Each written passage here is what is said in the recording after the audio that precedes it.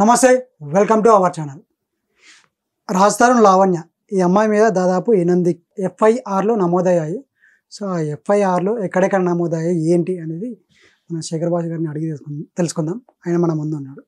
నమస్తే సార్. నమస్తే సార్, ఇది రాజస్థాన్ లావణ్య ఈ అమ్మాయి మీద దాదాపు 8 కేసులు అనేది నమోదయ్యాయి కదా సార్. ఎక్కడెక్కడ నమోదయ్యాయి, ఎవరెవరు చేశారు, అది కొంచెం వివరించరా? సో ఫస్ట్ ఎక్కడ అయ్యింది? ఈవిడ మీద ఫస్ట్ కేసు నమోదైంది వచ్చి సెప్టెంబర్ 10, 2023లో. ఇది ఎఫ్ఐఆర్ నంబర్ 54/2023. ఓకే, చూపించండి.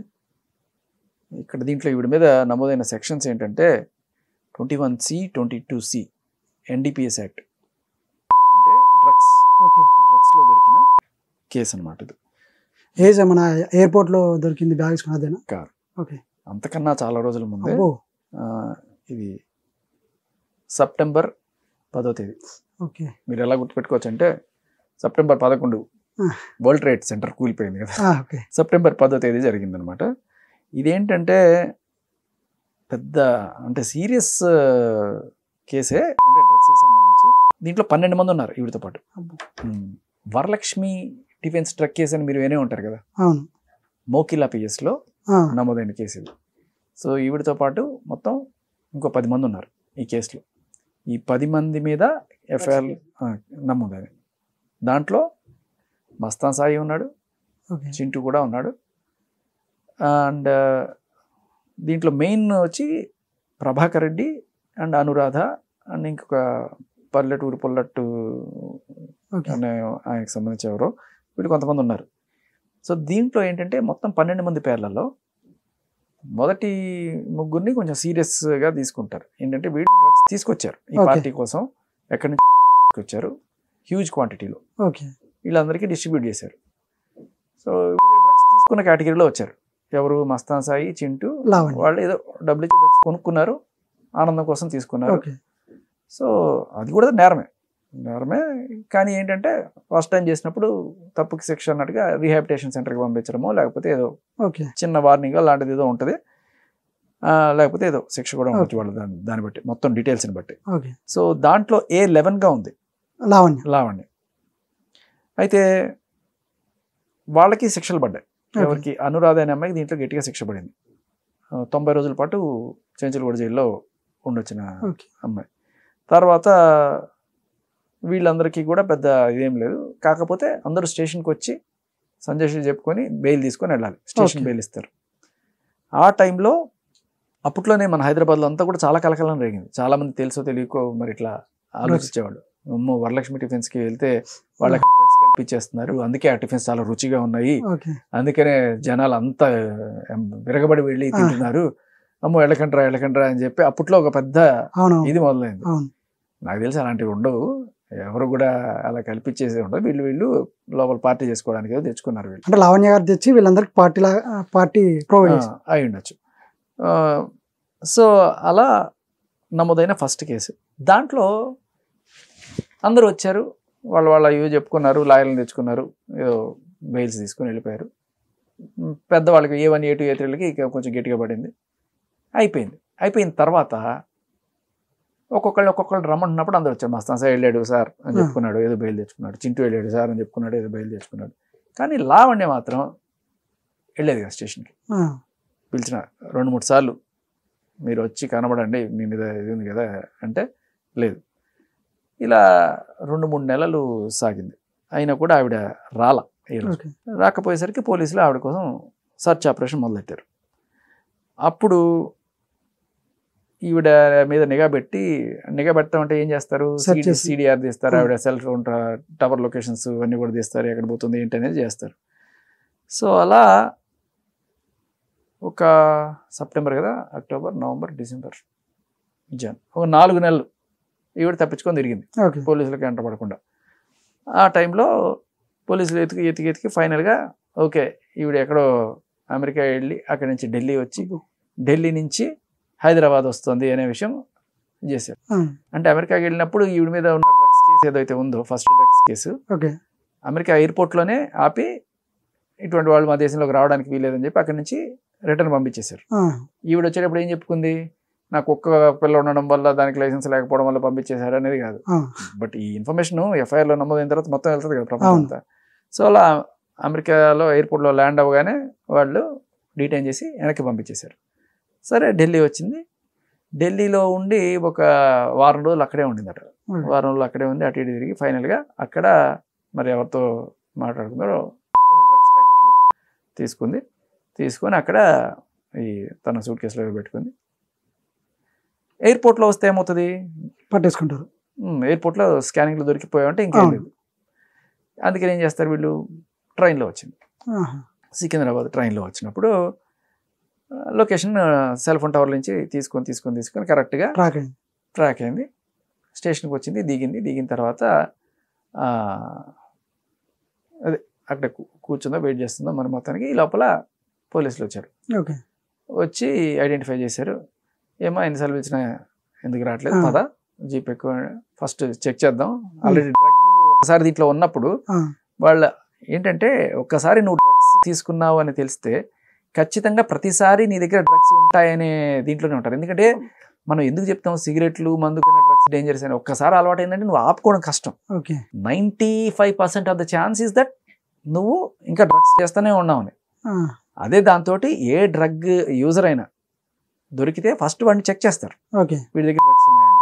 అదే కోణంలో ఈవిని అరెస్ట్ చేసే ముందే చెక్ చేశారు. ఎందుకంటే 4 నెలల నుంచి తప్పించుకొని తిరుగుతున్నావు కదా అని చెప్పి కరెక్ట్గా 28/1/2024 జనవరి 28న లాస్ట్ ఇయర్ అప్పుడు వెళ్ళి అరెస్ట్ చేశారు ఈవిని.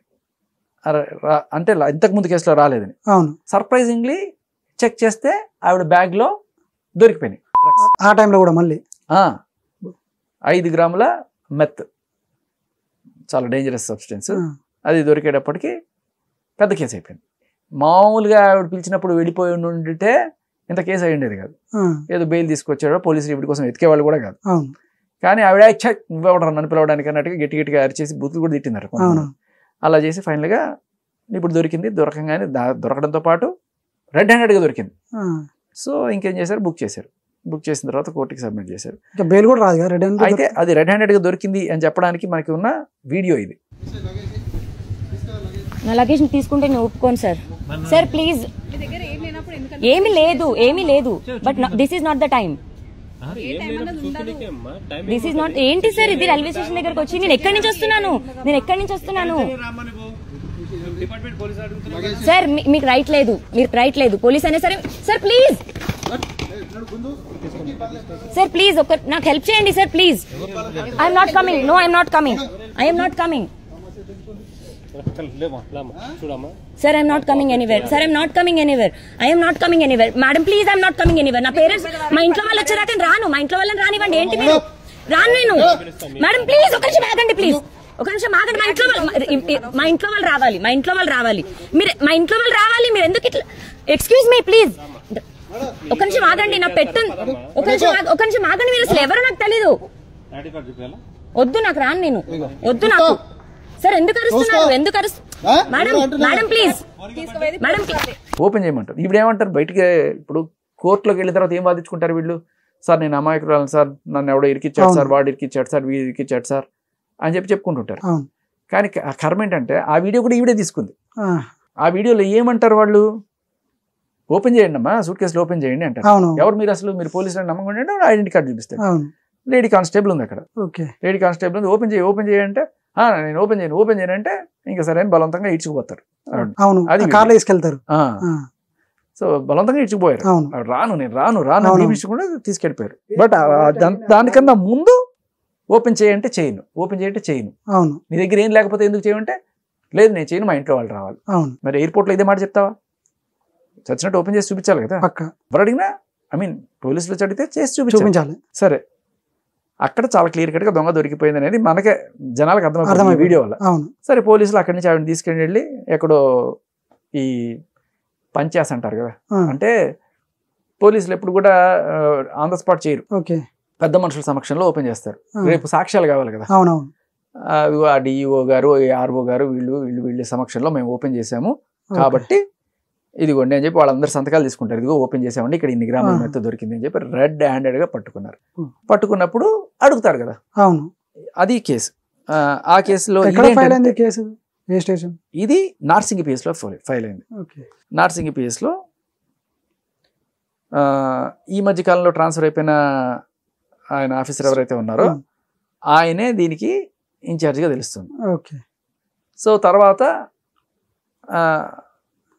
దీని పూర్వపరాల్లోకి వెళ్తే ఈ కేసులో అడుగుతారు కదా అవును స్టేషన్లో ఎవరు అంటే ఆవిడ స్టేషన్కి తీసుకెళ్ళిన ఫుటేజ్ కూడా మీరు చూడొచ్చు. ఆవిడ స్టేషన్కి ఎలా తీసుకెళ్లారు, ఎవరు తీసుకెళ్లారు, అవన్నీ కూడా ఉన్నాయి దాంట్లో. అయిన తర్వాత ఎవరు నీకు డ్రగ్స్ ఇచ్చారు, ఐ మీన్ ఎవరి దగ్గర నుంచి తెచ్చుకున్నావు నువ్వు డ్రగ్స్, ఢిల్లీ నుంచి వస్తున్నావు కదా, ఎవరు చెప్పారు నీకు అది ఇది అంటే నాకు చింటూ అని చెప్పి అతను ఇరికిచ్చింది. ఎందుకంటే ఆవిడకి డౌట్ వచ్చింది, నేను వస్తున్న విషయం వీళ్ళకి ఎట్టా తెలిసింది, చింటూ అనేవాడికి నేను ఏదో అంతకుముందు ఫోన్ చేసి ఉంటుంది, నేను ఇట్లా ఢిల్లీ నుంచి వస్తున్నాను తెస్తా, మన ఇద్దరం కలిసి పండుగ చేసుకున్నాం ఇవాళ, నువ్వు మీ ఆవిడ కలిసి వచ్చేసేయండి, మనం మన ఫ్లాట్లో కూర్చొని డ్రగ్స్ చేద్దాం అని చెప్పినట్టుంది ఆ కాల్. సో నేను వీడితోనే మాట్లాడాను కదా, చెప్తే వీడే పోలీసులకు చెప్పు ఉండాలి, వీడే నన్ను ఇరికిచ్చాడు, నేను పోతే ఒకదాన్ని ఎందుకు పోతా, వీడిని కూడా తీసుకుపోతా అని చెప్పి వాడి పేరు చెప్పడం. తర్వాత మరి అలా చెప్పారు, ఏం చెప్పారో మొత్తానికి ఈ ఎఫ్ఐఆర్లో ఆయన కూడా ఇంక్లూడ్ చేశారు, ఈ చింటూ అనే అతన్ని కూడా. చింటూ అనే అతను ఎవరు అని చెప్పి గట్టిగా అడిగితే, చింటూ అతను నాకు 2015 నుంచి తెలుసు, మేము ఇద్దరం కలిసి షార్ట్ ఫిల్మ్స్ చేసేవాళ్ళం. ఫస్ట్లో అదే దేవదాస్కి పెళ్ళయిందనే షార్ట్ ఫిల్మ్ చేసాము. తర్వాత అదే మనం విన్నాం కదా మంచకోళ్ళ, అంటే వాళ్ళిద్దరి మధ్య ప్రేమాయణం కూడా నడిచింది. అదే టైంలో మేము గోవా వెళ్ళి డ్రగ్స్ తెచ్చుకునేవాళ్ళము, అక్కడ 300కో 400కో తెచ్చుకొని ఇక్కడ 3000కి 6000కి అమ్మేవాళ్ళము అని చెప్పి మొత్తం దాంట్లో క్లియర్ కట్ గా చెప్తుంది. కాకపోతే ఇక్కడ ఏంటంటే కన్ఫెషన్, ఆవిడ ఒప్పుకున్న కన్ఫెషన్. ఇప్పుడు ఏం చేస్తారంటే కోర్టులో అదంతా వాళ్ళు రాయిచ్చారు సార్, నాకంతా తెలియదు సార్ ఇది అంటారు. అలా చెప్పచ్చు కానీ ఈ వీడియోని అయితే బుకాయించలేరు కదా. సరే ఇక్కడ పాయింట్ ఏంటంటే ఇప్పుడు నేను పట్టుకున్నారు, నువ్వు నా పేరు చెప్పొచ్చు, ఆయన పేరు చెప్పొచ్చు, చెప్పినంత మాత్రాన మన లోపలేస్తారా? ప్రూఫ్లు ఉండాలి కదా. రెడ్ హ్యాండెడ్ గా దొరికింది నువ్వు, లేదు సార్ వాడు పార్టీ చేసుకోవడానికి తీసుకురమ్మన్నాడు సార్, వీడు పార్టీ చేసుకోవడానికి అంటే అంతా కాదు. ఒక ఫోన్ కాల్ ఉన్నంత మాత్రం నా ఫోన్ కాల్లో అదే మాట్లాడడానికి గ్యారంటీ కూడా ఉండదు. సరే ఏదైనా సరే మొత్తానికి ఆ చింటూ అనే అతన్ని కూడా దీంట్లో ఎఫ్ఐఆర్లో పెట్టారు. కాకపోతే అరెస్ట్ చేయలేదు. ఈవిడ 45 రోజులు చించలు కూడా జైల్లోకి వెళ్ళి వచ్చినా కూడా చింటూ ఎందుకు అరెస్ట్ కాలేదు మీరు గమనించారు ఇక్కడ? ఇదే ఎఫ్ఐఆర్లో A1 చింటూ, A2 లావణ్య. మరి ఇద్దరు కూడా నేరం చేసి ఉంటే ఒకళ్ళే ఎందుకు జైల్లోకి వెళ్తారు, ఒకళ్ళే ఎందుకు ఉంటారు అంటే రెడ్ హ్యాండెడ్ గా దొరికిపోయింది ఈవిడ. అతని పేరు చెప్పింది అంతే, అతని పేరు చెప్పిన పాపానికే అతని మీద ఎఫ్ఐఆర్ పెట్టేశారు. ఏమని రాస్తారు, అబ్స్కాండ్ అని రాస్తారు. అతను దొరకట్లేదని రాస్తారు. అతను దొరకపోవడం, దొరకాలనుకుంటే 5 నిమిషాల పని దొరికించుకోవడం. కానీ ఆధారాలు లేవు, బట్ వాట్ ఎవర్ ఎఫ్ఐఆర్ అయితే ఉంది. ఈవెన్ని తర్వాత కోర్టులో ప్రొడ్యూస్ చేశారు. చేసిన తర్వాత ఆన్ ద స్పాట్ అంటే రెడ్ హ్యాండెడ్ దొరికిపోయింది కదా, జైల్లో పెట్టారు, రిమాండ్లో పెట్టిన తర్వాత మళ్ళీ బెయిల్ అప్లై చేసుకుంటారు 14 రోజులకు 15 రోజులకు. రాలా, ఎందుకంటే స్ట్రాంగ్ దొరికిపోయింది, ఈజీగా ఆధారాలతో పాటు దొరికింది. అలా 45 రోజులు రిమాండ్లో ఉన్న తర్వాత మొత్తానికి బెయిల్ సాధించుకొని బయటకు వచ్చింది. బయటకు వచ్చిన తర్వాత నన్ను వాడికి ఇచ్చాడా, వీడికి ఇచ్చాడా, ఎవడికి ఇచ్చాడు, ఎవడు చెప్పాడు, ఎవరికి ఇచ్చారు? నువ్వే పోలీసులు పిలిచినప్పుడు వరలక్ష్మి కేసులో ఫస్ట్ కేసులో నువ్వు పిలిచినప్పుడు వెళ్ళుంటే పోలీసులు నీ కోసం ఎతికేవాళ్ళు కాదు, ఇంతవరకు రాకపో. నువ్వు వెళ్లకుండా చేసుకోవడం వల్ల, బట్ తప్పే అయినా కూడా తర్వాత అయినా సరే, అంటే ఈ డ్రగ్స్ దూరిన వాళ్ళు ఒకసారి అంత ఈజీగా బయటకు రారు. అందుకే ఈ ప్రీతి అనే అమ్మాయి చూడండి, రీహాబ్కి వెళ్ళి 1 సంవత్సరం పాటు అక్కడ అన్ని నానా నరకం అంతా చేసి తర్వాత ఇప్పుడు బయటపడింది. సో రీహాబ్కి వెళ్ళాలి, రీహాబ్కి వెళ్ళకుండా నువ్వు అంత ఈజీగా బయటపడలేవు. నేను మానేశాను అంటే అంత ఈజీ కాదు, అంత ఈజీగా మందు మానేసినట్టు సిగరెట్ మానేసినట్టు డ్రగ్స్ మానేయడం అంత ఈజీ కాదు. డ్రగ్స్ అలవాటు ఉన్న వాళ్ళు ఖచ్చితంగా రీహాబ్కి వెళ్ళి తీరాల్సిందే.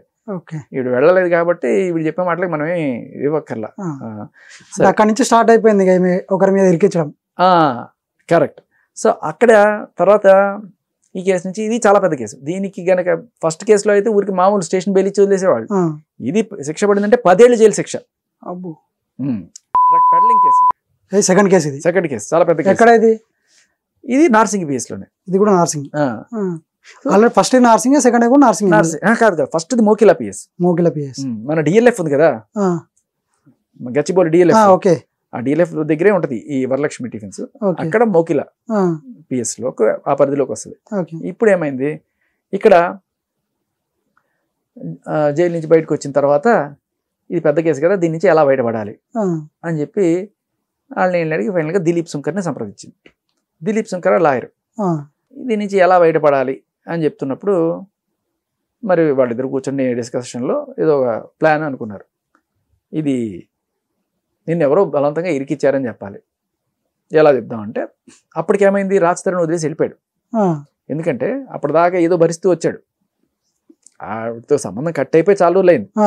అయినా కూడా ఆవిడ ఏదో బెదిరించో బ్లాక్మెయిల్ చేసో లేకపోతే ఇంకోటో, నేను నీకు అప్పట్లో షెల్టర్ ఇచ్చాను కదా, అదేంటంటే 3 స్టోరీ బిల్డింగ్, దాంట్లో రాజ్ తరుణ్ టాప్ లో ఉంటాడు, కింద ఈవిడ ఉంటుంది, ఈవిడే మస్తాన్ సాయి ఉండేవాళ్ళు. సరే అది పక్కన పెడితే ఎప్పుడైతే ఈ డ్రగ్స్ ఇది బయటపడిందో అప్పటి నుంచి రాజ్ తరుణ్ ఆ అమ్మాయితో మాట్లాడడం మానేశాడు. ఎందుకంటే రేపు నన్ను కూడా దీంట్లో అంటగట్టేస్తే, నన్ను కూడా ఈ వీడియో డ్రగ్గిస్ట్ అని చెప్పి అంటే నా కెరీర్ నాశనం అయిపోతుంది కదా, అందుకని కంప్లీట్ గా అవాయిడ్ చేస్తాడు రాజ్ తరుణ్. ఫోన్ అప్పటికే తెలుసు ఈ విధంగా చేస్తుంది అని చెప్పేసి. ఇప్పుడు డ్రగ్స్ తీసుకోవడం వేరు, డ్రగ్స్ అమ్మడం వేరు. నువ్వు ఏకంగా డ్రగ్ పెడలింగే చేస్తే రిస్క్ లైఫ్, నా బతుకు నా కెరీర్ కూడా రిస్క్ లో పడతావు కదా. ఇంకొకటి ఏంటంటే డ్రగ్స్ చేసే వాళ్ళు ఎప్పుడు ఎలా మాట్లాడతారు, ఎప్పుడు కొట్టి చంపేస్తారో కూడా తెలియదు. ఆ కోణంలో చూసినా కూడా రాజ్ తరుణ్ బయటపెట్టిన ఒక ఆడియో కాల్ ఏదైతే ఉందో దాంట్లో పచ్చి బూతులు తిడుతుంటది, రాజ్ తరుణ్ కొడతా ఉంటది, ఏ క్షణమైనా కొట్టి చంపేస్తే. సో వాళ్ళతో ఖచ్చితంగా సేఫ్ కాదు. సరే 14 పడ్డాడు, ఇంత ఇది వచ్చిన తర్వాత ఇంకా వల్ల కాదు, ఏదైతే జరిగిపోయింది అని చెప్పి రాజ్ తరుణ్ కంప్లీట్ గా వదిలేసి వెళ్ళిపోయాడు. సో అది రాజ్ తరుణ్ మీద కూడా కొంత కోపం ఉంది. అంటే ఈవిడ ఉద్దేశం ఏంటి, ఈవిడ డ్రగ్స్ చేసినా, ఈవిడ రెడ్ హ్యాండ్ దొరికిపోయినా ఈవిడ్ని మచ్చిక చేసుకొని ఇది చేసి చేయాలి, ఎప్పటికప్పుడు సేవ్ చేసి ఉండాలన్నట్టు ఉద్దేశం ఉన్నట్టు. కానీ రాజ్ తరుణ్ చేయకుండా నా కెరీర్ నాశనం అయిపోతుంది ఈవిడతో ఉంటే అని చెప్పి వెళ్ళిపోయాడు. ఇప్పుడు ఏం ప్లాన్ చేశారంటే రాజ్ తరుణ్ని నేను పెళ్లి చేసుకోమని అడిగితే, లేకపోతే రాజ్ తరుణ్ని నేను నిలదీస్తే వదిలించుకోవడానికి నా మీద డ్రగ్స్ కేసు బనాయించాడు. నన్ను డ్రగ్స్ కేసులో ఇరికిచ్చి తప్పించుకుందామని, అంటే మేము ఇద్దరం పెళ్లి చేసుకున్నాం చాలా రోజుల నుంచి, నన్ను వదిలించుకోవడానికి రకరకాల మార్గాలు ఆలోచిస్తున్నాడు. అందుకని పోలీసులతో కుమ్మక్కయ్యి వాళ్ళకి ఏదో డబ్బులు ఇచ్చేసి ఏదో చేసేసి నన్ను దీంట్లో ఇరికిచ్చేసి రాజ్ తరుణ్ వెళ్ళిపోయాడు, వేరే అమ్మాయితోనే వెళ్ళిపోయాడు, మాల్వితో వెళ్ళిపోయాడు అని చెప్పి ఆవిడ కంప్లైంట్ డ్రాఫ్ట్ చేసింది. ఈ కంప్లైంట్ రాజ్ తరుణ్ మీద పెట్టడంలో అసలు అంతరం ఏంటి, కేసులో నన్ను ఇరికిచ్చారు, నేను నిర్దోషిని అని చెప్పడం. కానీ వీడియో ఉంది కదా, ఎన్ని అబద్ధాలు చెప్పుకున్నా కూడా క్లియర్ కట్ గా నువ్వు వీడియో ఉంది, నువ్వు దొరికిపోయిన ఇవి ఉన్నాయి. వీళ్ళైతే రాయరు కదా, అబద్ధాలు రాయరు కదా పోలీసులు. పట్టుకున్నప్పుడు రెడ్ హ్యాండెడ్ గా నీ దగ్గర దొరికింది కదా, రాస్తుంది కదా, ఆవిడ కన్ఫెషన్ రాసింది, ఆ ప్యాకెట్లు అవన్నీ అన్ని టీవీ ఛానల్స్ లో వచ్చింది, పెద్ద పెద్ద టీవీ ఛానల్స్ అన్నింటిలోనూ కూడా ఆ ప్యాకెట్లతో సహా చూపించారు ఈవిడ ఎన్ని ప్యాకెట్లు పట్టుకొచ్చింది అనేది. సో ఇంత ఉన్న తర్వాత ఇప్పుడు ఆయన ఇరికిచ్చాడు ఈయన ఇరికిచ్చాడు అంటే ఎవరి చెవిలో పూలు పెట్టుకుని నమ్ముతారు. సరే నమ్మచ్చడానికి ట్రై చేశారు మొత్తానికి, రేపు కోర్టులో ఏదో ఒకటి చెప్పుకొని ఈ రకంగా బయటపడడానికి ఫస్ట్ కేసు అలా. అది ఈ రకంగా, రెండో రకంగా కూడా రాజు దగ్గర నుంచి ఎంతో కొంత రాబట్టడానికి అన్నట్టుగా 2 birds at 1 shot అనే టైప్లో కేసు. అయితే మనకి దిలీప్ శంకర్ బయటకు వచ్చి ఇచ్చిన కలరింగ్ ఏంటి అంటే, నేను ఈ కేసులో రాజ్ తరుణ్ కేసులో ఆవిడ కోసం నిలబడ్డాను అని చెప్పి. నిజానికి దిలీప్ శంకర్ ఒకళ్ళు తప్పించుకునేది ఈవిడ డ్రగ్స్ కేసు. బయటకు వచ్చి నేను ఒకళ్ళని డ్రగ్స్ కేసులో చేస్తున్నా అని చెప్పి చెప్పుకుంటే కొంచెం పరువు తక్కువగా ఉంటుంది కదా, అందుకని ఈ కేసులో చేస్తున్నాను అన్నట్టుగా అందరికీ కలిగేస్తారు. కానీ నిజానికి ఏదైనా సరే రేప్ కేసు కావచ్చు, లేకపోతే ఒక 493 కేసు కావచ్చు, ఇలాంటివి ఎవరన్నా అమ్మాయిలు పెడితే ఆ కేసులు వాదిచ్చేది ఎవరు అంటే పబ్లిక్ ప్రాసిక్యూటర్. ప్రైవేట్ లాయర్కి వాదిచ్చే ఇది ఉండదు. కావాలంటే ఇంప్లీడ్ అవుతాను, నీకు ఏదైనా కాస్త వెనకాల ఇవి అందిస్తానని చెప్పచ్చు తప్ప నేనే వాదిస్తున్నాను, నేనే ఈ కేసు చూస్తున్నాను అని చెప్పడానికి లేదు. ఇది ఓన్లీ లీగల్ వాళ్ళకి అర్థమవుతుంది. సరే, చాలా మంది తెలిసి తెలియక మీడియాలో చూసిన వాళ్ళు ఈయన దిలీప్ శంకర్ ఈవిడ కేసు వాదించడానికి వచ్చారు, రాజ్ తరుణ్కి అగ్నెస్ట్ గా వచ్చారు అని చెప్పి ఈయన పెద్ద 4-5 ఇంటర్వ్యూలు ఇచ్చేసి ఇవన్నీ కూడా చేసేస్తుంటే అది జరుగుతుంది ఒక పక్క. సో ఇప్పుడు అదే టైంలో ఏం చేస్తుంది, రాజ్ తరుణ్ ఎందుకు వెళ్ళిపోయాడు అంటే నన్ను వదిలించుకోవడానికి. ఇంకొకటి ఎందుకు వదిలించుకోవాలనుకుంటున్నాడు, మాల్వితో ఎఫ్ఐఆర్ పెట్టుకున్నాడు. మాల్వితో ఎఫ్ఐఆర్ పెట్టుకున్నాడు కాబట్టి నన్ను ఏదో కారణం చెప్పాలి కదా. మాల్వితో ఎఫ్ఐఆర్ పెట్టుకుని నన్ను వదిలించుకోవాలని నాకు డ్రగ్స్ అంటగట్టేసి నన్ను ఇది చేసి వదిలేశాడు. అని చెప్పడానికి ఇప్పుడు మాల్వీతో నువ్వు రిలేషన్లో ఉన్నాడు అని చెప్పడానికి ఏదైనా ప్రూఫ్లు చూపించాలి కదా. సరే చూపించినా చూపించకపోయినా పెద్ద ఫరక్ పడదు, ఎందుకంటే ఇవాళ రేపట్లో కొంచెం నమ్మించాలి కాబట్టి ఆ ఉద్దేశం ఇట్లా మనం చేయొచ్చు కదా. అట్లా అని కాదు, ఇవాళ రేపట్లో సుప్రీంకోర్టు జడ్జిమెంట్ తర్వాత నువ్వు పెళ్ళైనా వేరే వాళ్ళతో ఉన్నా అదేమి నేరం కాదు అన్నట్టుగానే చెప్తున్నారు. కాకపోతే అది పెట్టుకుని నువ్వు డైవర్స్ తీసుకోవచ్చు తప్ప వాడు వచ్చి ఉండాలి కుక్కలాగా నా దగ్గర అనడానికి లేదు. అది డైవర్స్ కావాలంటే ఇప్పుడు మాల్వీతో ఉన్నాడంటే నువ్వు డైవర్స్ అప్లై చేసుకో, ఒకవేళ నీకు పెళ్ళైంది అని చెప్తే. నీకు అసలు పెళ్ళే కాలేదు ఎక్కడ కూడా, సరే మొత్తానికి ఏదో మీడియాలో బురద జల్లే ప్రయత్నం అయితే జరిగింది తప్ప అది ఏ రకంగానూ చట్టంలో నిలబడేది లేదు. మీడియాలో ఏం చెప్పింది, వీళ్ళిద్దరు సినిమాల్లో ఉన్న ఫోటోలు, ఏదో ముద్దులు పెట్టుకున్న ఫోటోలు ఇవన్నీ చూపించేసి వాళ్ళిద్దరి మీద ఎఫ్ఐఆర్ ఉందని.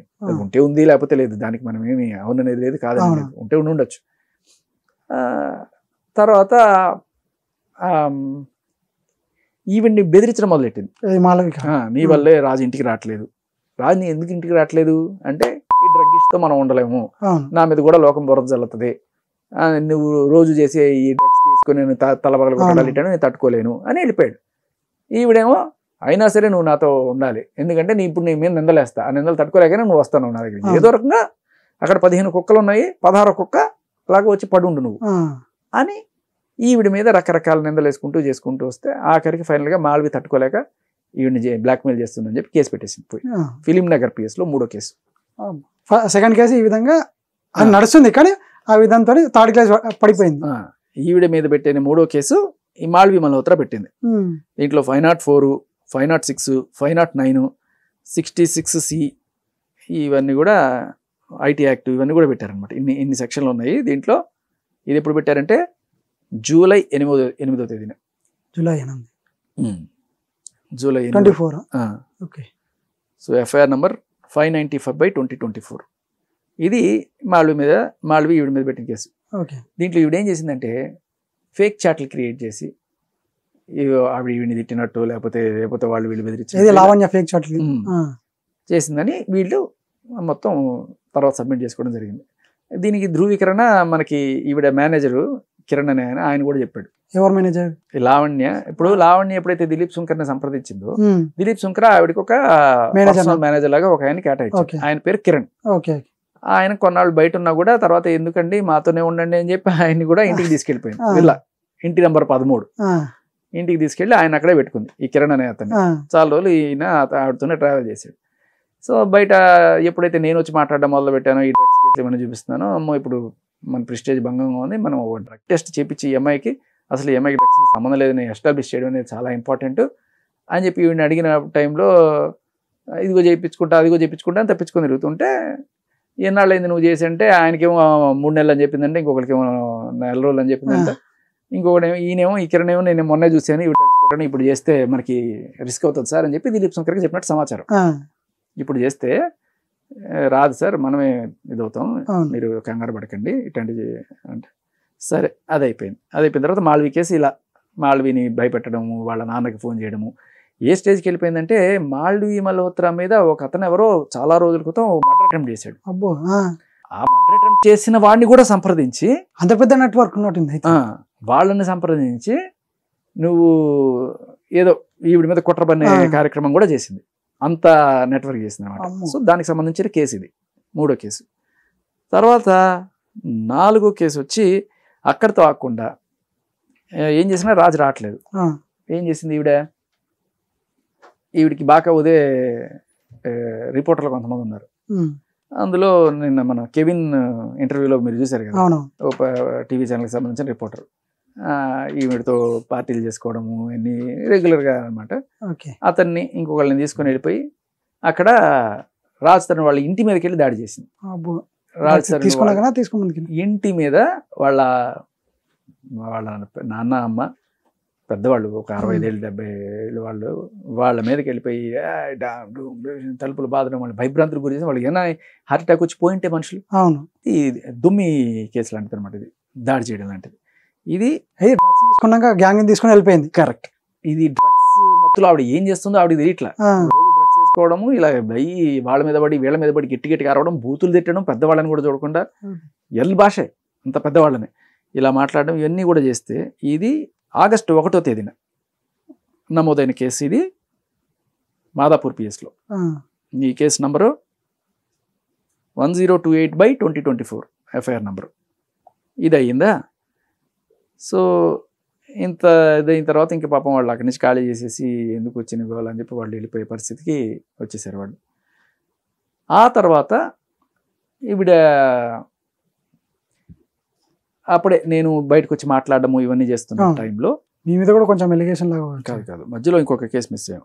ఇంతకన్నా ముందు ఒక కేసు ఏంటంటే, ఇది ఇప్పటిదాకా మనం చూస్తున్న రాజ్ తరుణ్ వర్టికల్లో అవును మస్తాన్ సాయి. అరే అవును. మస్తాన్ సాయి విషయంలో ఏంటంటే 2023లోనే ఏప్రిల్లో 2023 ఏప్రిల్లో మస్తాన్ సాయి మీద ఈవిడే రేప్ కేసు పెట్టింది. Rape case, murder, attempt murder అన్ని పెట్టింది. ఆ కంప్లైంట్లో ఏమని రాస్తుందంటే, ఇది ఎక్కడ గుంటూరు పట్టాపురం పోలీస్ స్టేషన్లో ఈవిడ పెట్టిన కంప్లైంట్. మనం ఇప్పటిదాకా ఈవిడ మీద ఉన్న కంప్లైంట్లే చూస్తున్నాం, బట్ ఈవిడ మీద పెట్టిన కంప్లైంట్ ఇది. ఈవిడ మస్తాన్ సాయి మీద కంప్లైంట్. ఇది చాలా కీలకమైన సాక్ష్యంగా మారింది మనకి.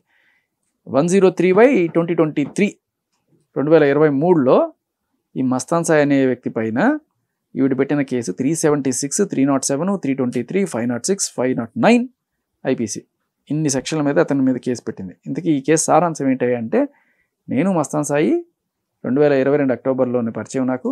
అప్పటి నుంచి మేము ప్రేమించుకుంటున్నాము, పెళ్లి చేసుకుందాం అనుకున్నాను. ఇలా అనుకుంటున్న టైంలో నాకు మస్తాన్ సాయికి పెళ్ళైందనే విషయం తెలిసింది. అప్పటి నుంచి ఏదో గొడవలు వచ్చినాయి. ఇది ఇట్లా జరుగుతుంటే అతను ఒకసారి సరే నన్ను క్షమించు అది ఇది అని చెప్పి నన్ను మంచి చేసుకొని వాళ్ళ చెల్లెలి పెళ్ళికి పిలిచాడు. పెళ్ళికి పిలిచి నన్ను ఒక లాడ్జ్లో పెట్టాడు. ఆ లాడ్జ్లో 10 రోజులు ఉన్నాము. ఆ 10 రోజులు ఉన్న టైంలో ఆఖరి 10వ రోజున, అంటే 9 రోజులు కలిసి ఉండి 10 రోజున రేప్ చేశాడట. రేప్ చేశాడు, నన్ను కొట్టాడు, తిట్టాడు అని చెప్పి ఇదంతా జరిగింది. సో కొట్టిన మాట వాస్తవంగానే కనబడుతుంది. ఎందుకంటే ఆవిడ ఫోటోలు గిటోలు అన్నీ కూడా పోలీస్ స్టేషన్లో ఇచ్చారు. కొట్టిన బాగా ఇక్కడ కమిలిపోయిన దెబ్బలు అన్నీ ఉన్నాయి. ఇది నిజం. కానీ ఎందుకు కొట్టాడు అంటే, వీళ్ళ అమ్మని తిట్టింది ఈవిడ. సో మనం రాజ్ తరుణ్ విషయంలో కూడా వాళ్ళ అమ్మని ఎట్లయితే తిట్టిందో, రాజ్ తరుణ్ పడతాడు అమాయకుడు కాబట్టి, ఇతను గట్టిగా తిరగబడి గట్టి కొట్టాడు. ఈ కొట్టేటప్పటికి ఈ ఫోటోలు ఇవన్నీ పెట్టుకొని నన్ను రేప్ చేశాడు అని చెప్పి వెళ్ళి కంప్లైంట్ పెట్టింది. ఈ కంప్లైంట్ ఫోర్త్ కంప్లైంట్ కాదు, ఇది ఫస్ట్ కంప్లైంట్. అంటే ఈవిడ పెట్టిన కంప్లైంట్ లో ఫస్ట్ కంప్లైంట్ 2023లో. డ్రగ్స్ కేసు 2023 సెప్టెంబర్, ఇది 2023 ఏప్రిల్. ఇది ఫస్ట్ పెట్టిన కంప్లైంట్.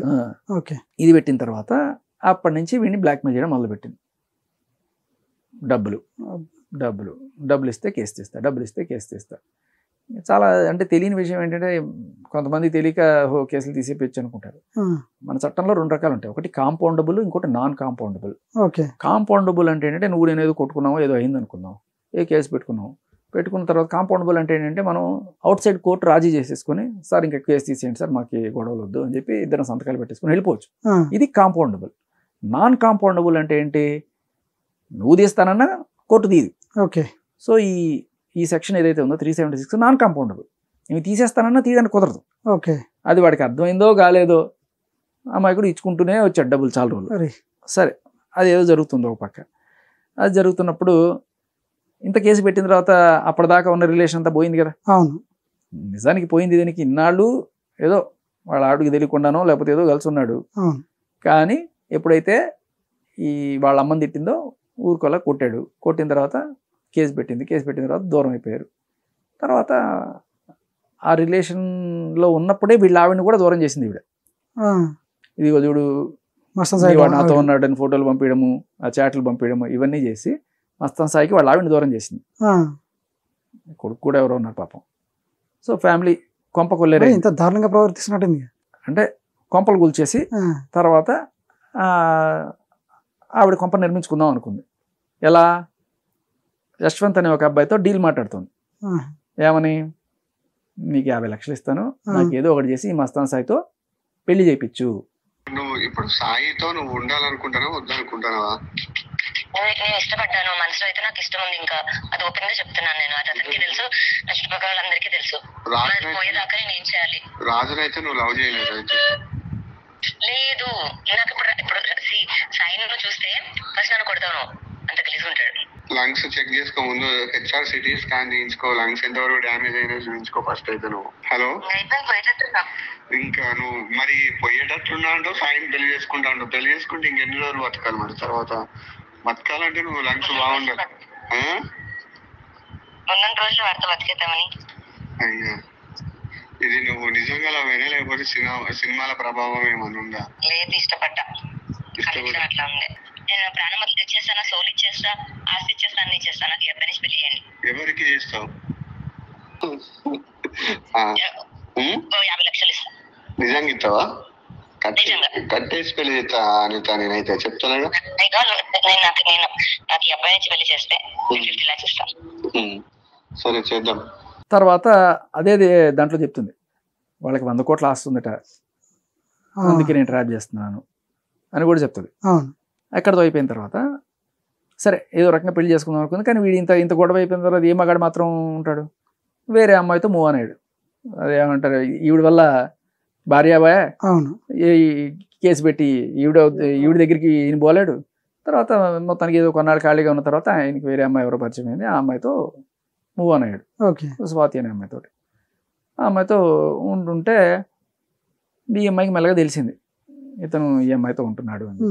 సో ఏం చేసింది, ఒక రోజున వచ్చేసి చాలా మంచిగా మాట్లాడి ఏదో పార్టీ గిట్టి ఏదో చేసుకున్నట్టున్నారు. తర్వాత మెల్లగా అతను ఫోన్ తీసుకుని ఫోన్లో ఈ అమ్మాయికి సంబంధించిన డేటా ఫోటోలు అన్నీ కలెక్ట్ చేసుకొని అప్పటి నుంచి ఆ అమ్మాయిని బ్లాక్మెయిల్ చేయడం మొదలెట్టింది. నువ్వు మస్తాన్ సాయిని వదిలే, నేను చేసుకుందాం అనుకున్నాను అండి, నువ్వు మస్తాన్ సాయిని వదిలే, మస్తాన్ సాయిని జోలికి వచ్చావంటే నీ చెమడాలు వదులుస్తా, నీ ఫోటోలు వీడియోలు అన్నీ నా దగ్గర ఉన్నాయి, ఇవి నీ నాన్నకి పంపిస్తా అని పంపించేసింది.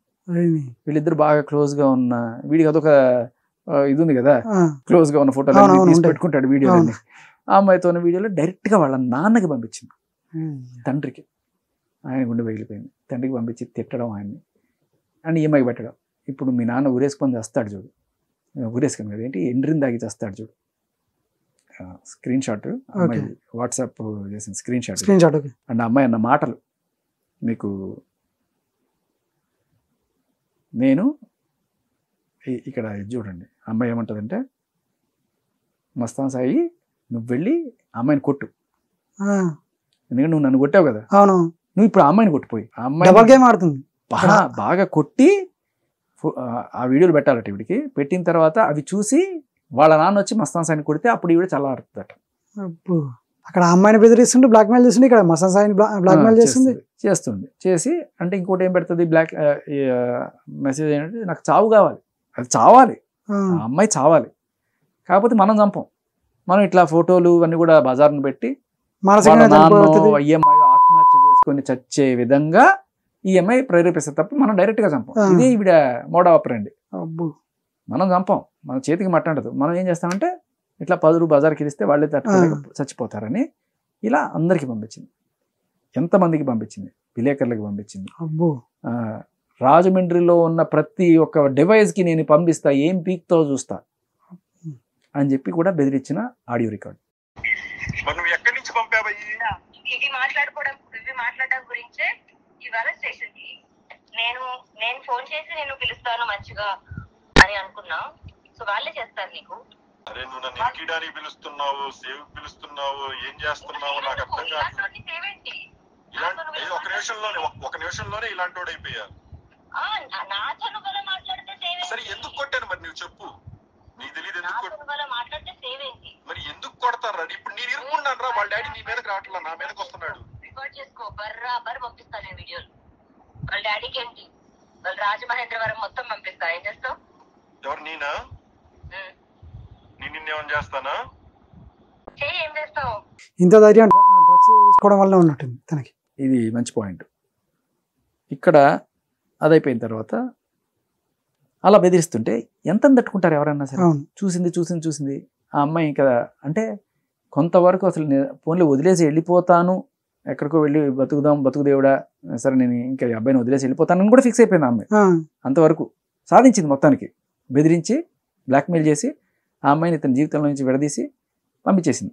ఆ అమ్మాయి ఎక్కడ పాపం వేరే దేశం వెళ్ళిపోయి బతుకుదాం అనుకున్నా కూడా, అయినా కూడా ఆ పైసా ఆగకుండా ఇంకా ఆ అమ్మాయిని ఇది చేయడంతో, అంటే అమ్మాయి ఎప్పుడన్నా ఫోన్ చేసినా కూడా ఏదో నేను పొరపాటున ఫోన్ చేశాను, ఏదో వేరే ఏదో పని మీద ఫోన్ చేశాను మస్తాన్ సాయికి అన్నా కూడా నువ్వు సాయికి ఫోన్ చేస్తావా, నీ అంతూ చూస్తా అని చెప్పి మళ్ళీ ఇది చేయడంతో ఇంకా తట్టుకోలేని పరిస్థితిలో ఆ అమ్మాయి వచ్చి పోలీస్ కంప్లైంట్ పెట్టింది. అదే ఈ అమ్మాయి మీద పడిన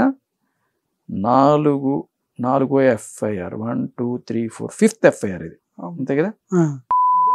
మాల్వి మల్హోత్రా, ఆ తర్వాత రాజ్ వాళ్ళ అమ్మ నాన్న మీద పెట్టిన కేసు, ఇప్పుడు ఇది స్వాతి అనే అమ్మాయి, ఈ అమ్మాయి మీద పెట్టిన బ్లాక్మెయిల్ కేసు. ఇది ఎఫ్ఐఆర్ నంబర్ 716/2023. ఇది 2023లో. ఇది చెప్పాలంటే ఇది ఈవిడ మీద పడిన ఫస్ట్ కేసు అని చెప్పుకోవచ్చు. ఎస్, ఈవిడ మీద పడిన ఫస్ట్ కేసే ఇది. First case Varalakshmi drugs case కాదు. వరలక్ష్మి డ్రగ్స్ కేసు సెప్టెంబర్లో పడింది 2023లో. ఇది జూన్ 30న పడింది. జూన్ 30న పడిన కేసు ఇది. ఫస్ట్ కేసే ఈవిడిది బ్లాక్ మెయిలింగ్ కేసు. జీవితం బోని కొట్టిందే ఈవిడ బ్లాక్ మెయిలింగ్ తోటి. ఫస్ట్ బ్లాక్ మెయిలింగ్ కేసు, తర్వాత డ్రగ్స్ కేసు, తర్వాత పెడ్లింగ్ కేసు. అద్భుతమైన మహిళ. ఈవిడ్ని కూర్చోబెట్టుకొని మన మీడియా సోదరులు లావణ్య గారు చెప్పండి అని ఇంటర్వ్యూలు చేస్తారు. సరే, కానీ తెలుసుకోవాలి అందరూ ఇవన్నీ కూడా ముఖ్యంగా. ఓకే, ఇక్కడ సో ఆవిడ పాపం అడ్రస్ అంతా రాసుకుంది, ఆవిడ గోడ్ అంతా వెళ్ళపుచ్చుకుంది, ఈవిడ ఎన్ని రకాలుగా ఈవిడ్ని బ్లాక్మెయిల్ చేసింది అనేది మనం ఆడియోలన్నీ వినిపించాం. తర్వాత ఇక్కడి నుంచి ఇంకా రెచ్చిపోయింది. ఈవిడ్ని ఎలాగైనా సరే బదనాం చేయాలి అని కూడా ఏంటంటే ఈవిడి మీద పడ్డ ఎఫ్ఐఆర్ ఏదైతే ఉందో అది తీపించుకోవాలి, దానికోసం ఏదైనా చేయాలనేసి ఫిక్స్ అయిపోయినట్టుంది ఇంకా. సో ఇది ఎక్కడ నార్సింగ్ పీస్లో పడింది. నార్సింగేనా ఒకసారి చెక్ చేస్తున్నాను. ఎస్, అన్ని కథలు కంచికే చేరినట్టుగా ఇది కూడా నార్సింగ్ పీస్లో ఈ స్వాతి అనే అమ్మాయి ఈవిడ నన్ను బ్లాక్మెయిల్ చేస్తుందని పెట్టిన కేసు నార్సింగ్ పీస్లోనే వచ్చింది. ఈవిడికి ఆ టైంలో ఎందుకు ఇలా చేయడం తప్పు అని చెప్పి ఫస్ట్ కౌన్సిలింగ్ ఇచ్చారట ఎఫ్ఐఆర్ పెట్టే ముందు. ఓకే, కౌన్సిలింగ్కి ఈవిడ్ని పిలిచి షీ టీమ్స్ వాళ్ళు పిలిచి మాట్లాడుతున్నప్పుడు ఈవిడ రాజ్ తరుణ్ తోడుగా తీసుకెళ్ళింది. ఏమని చెప్పింది?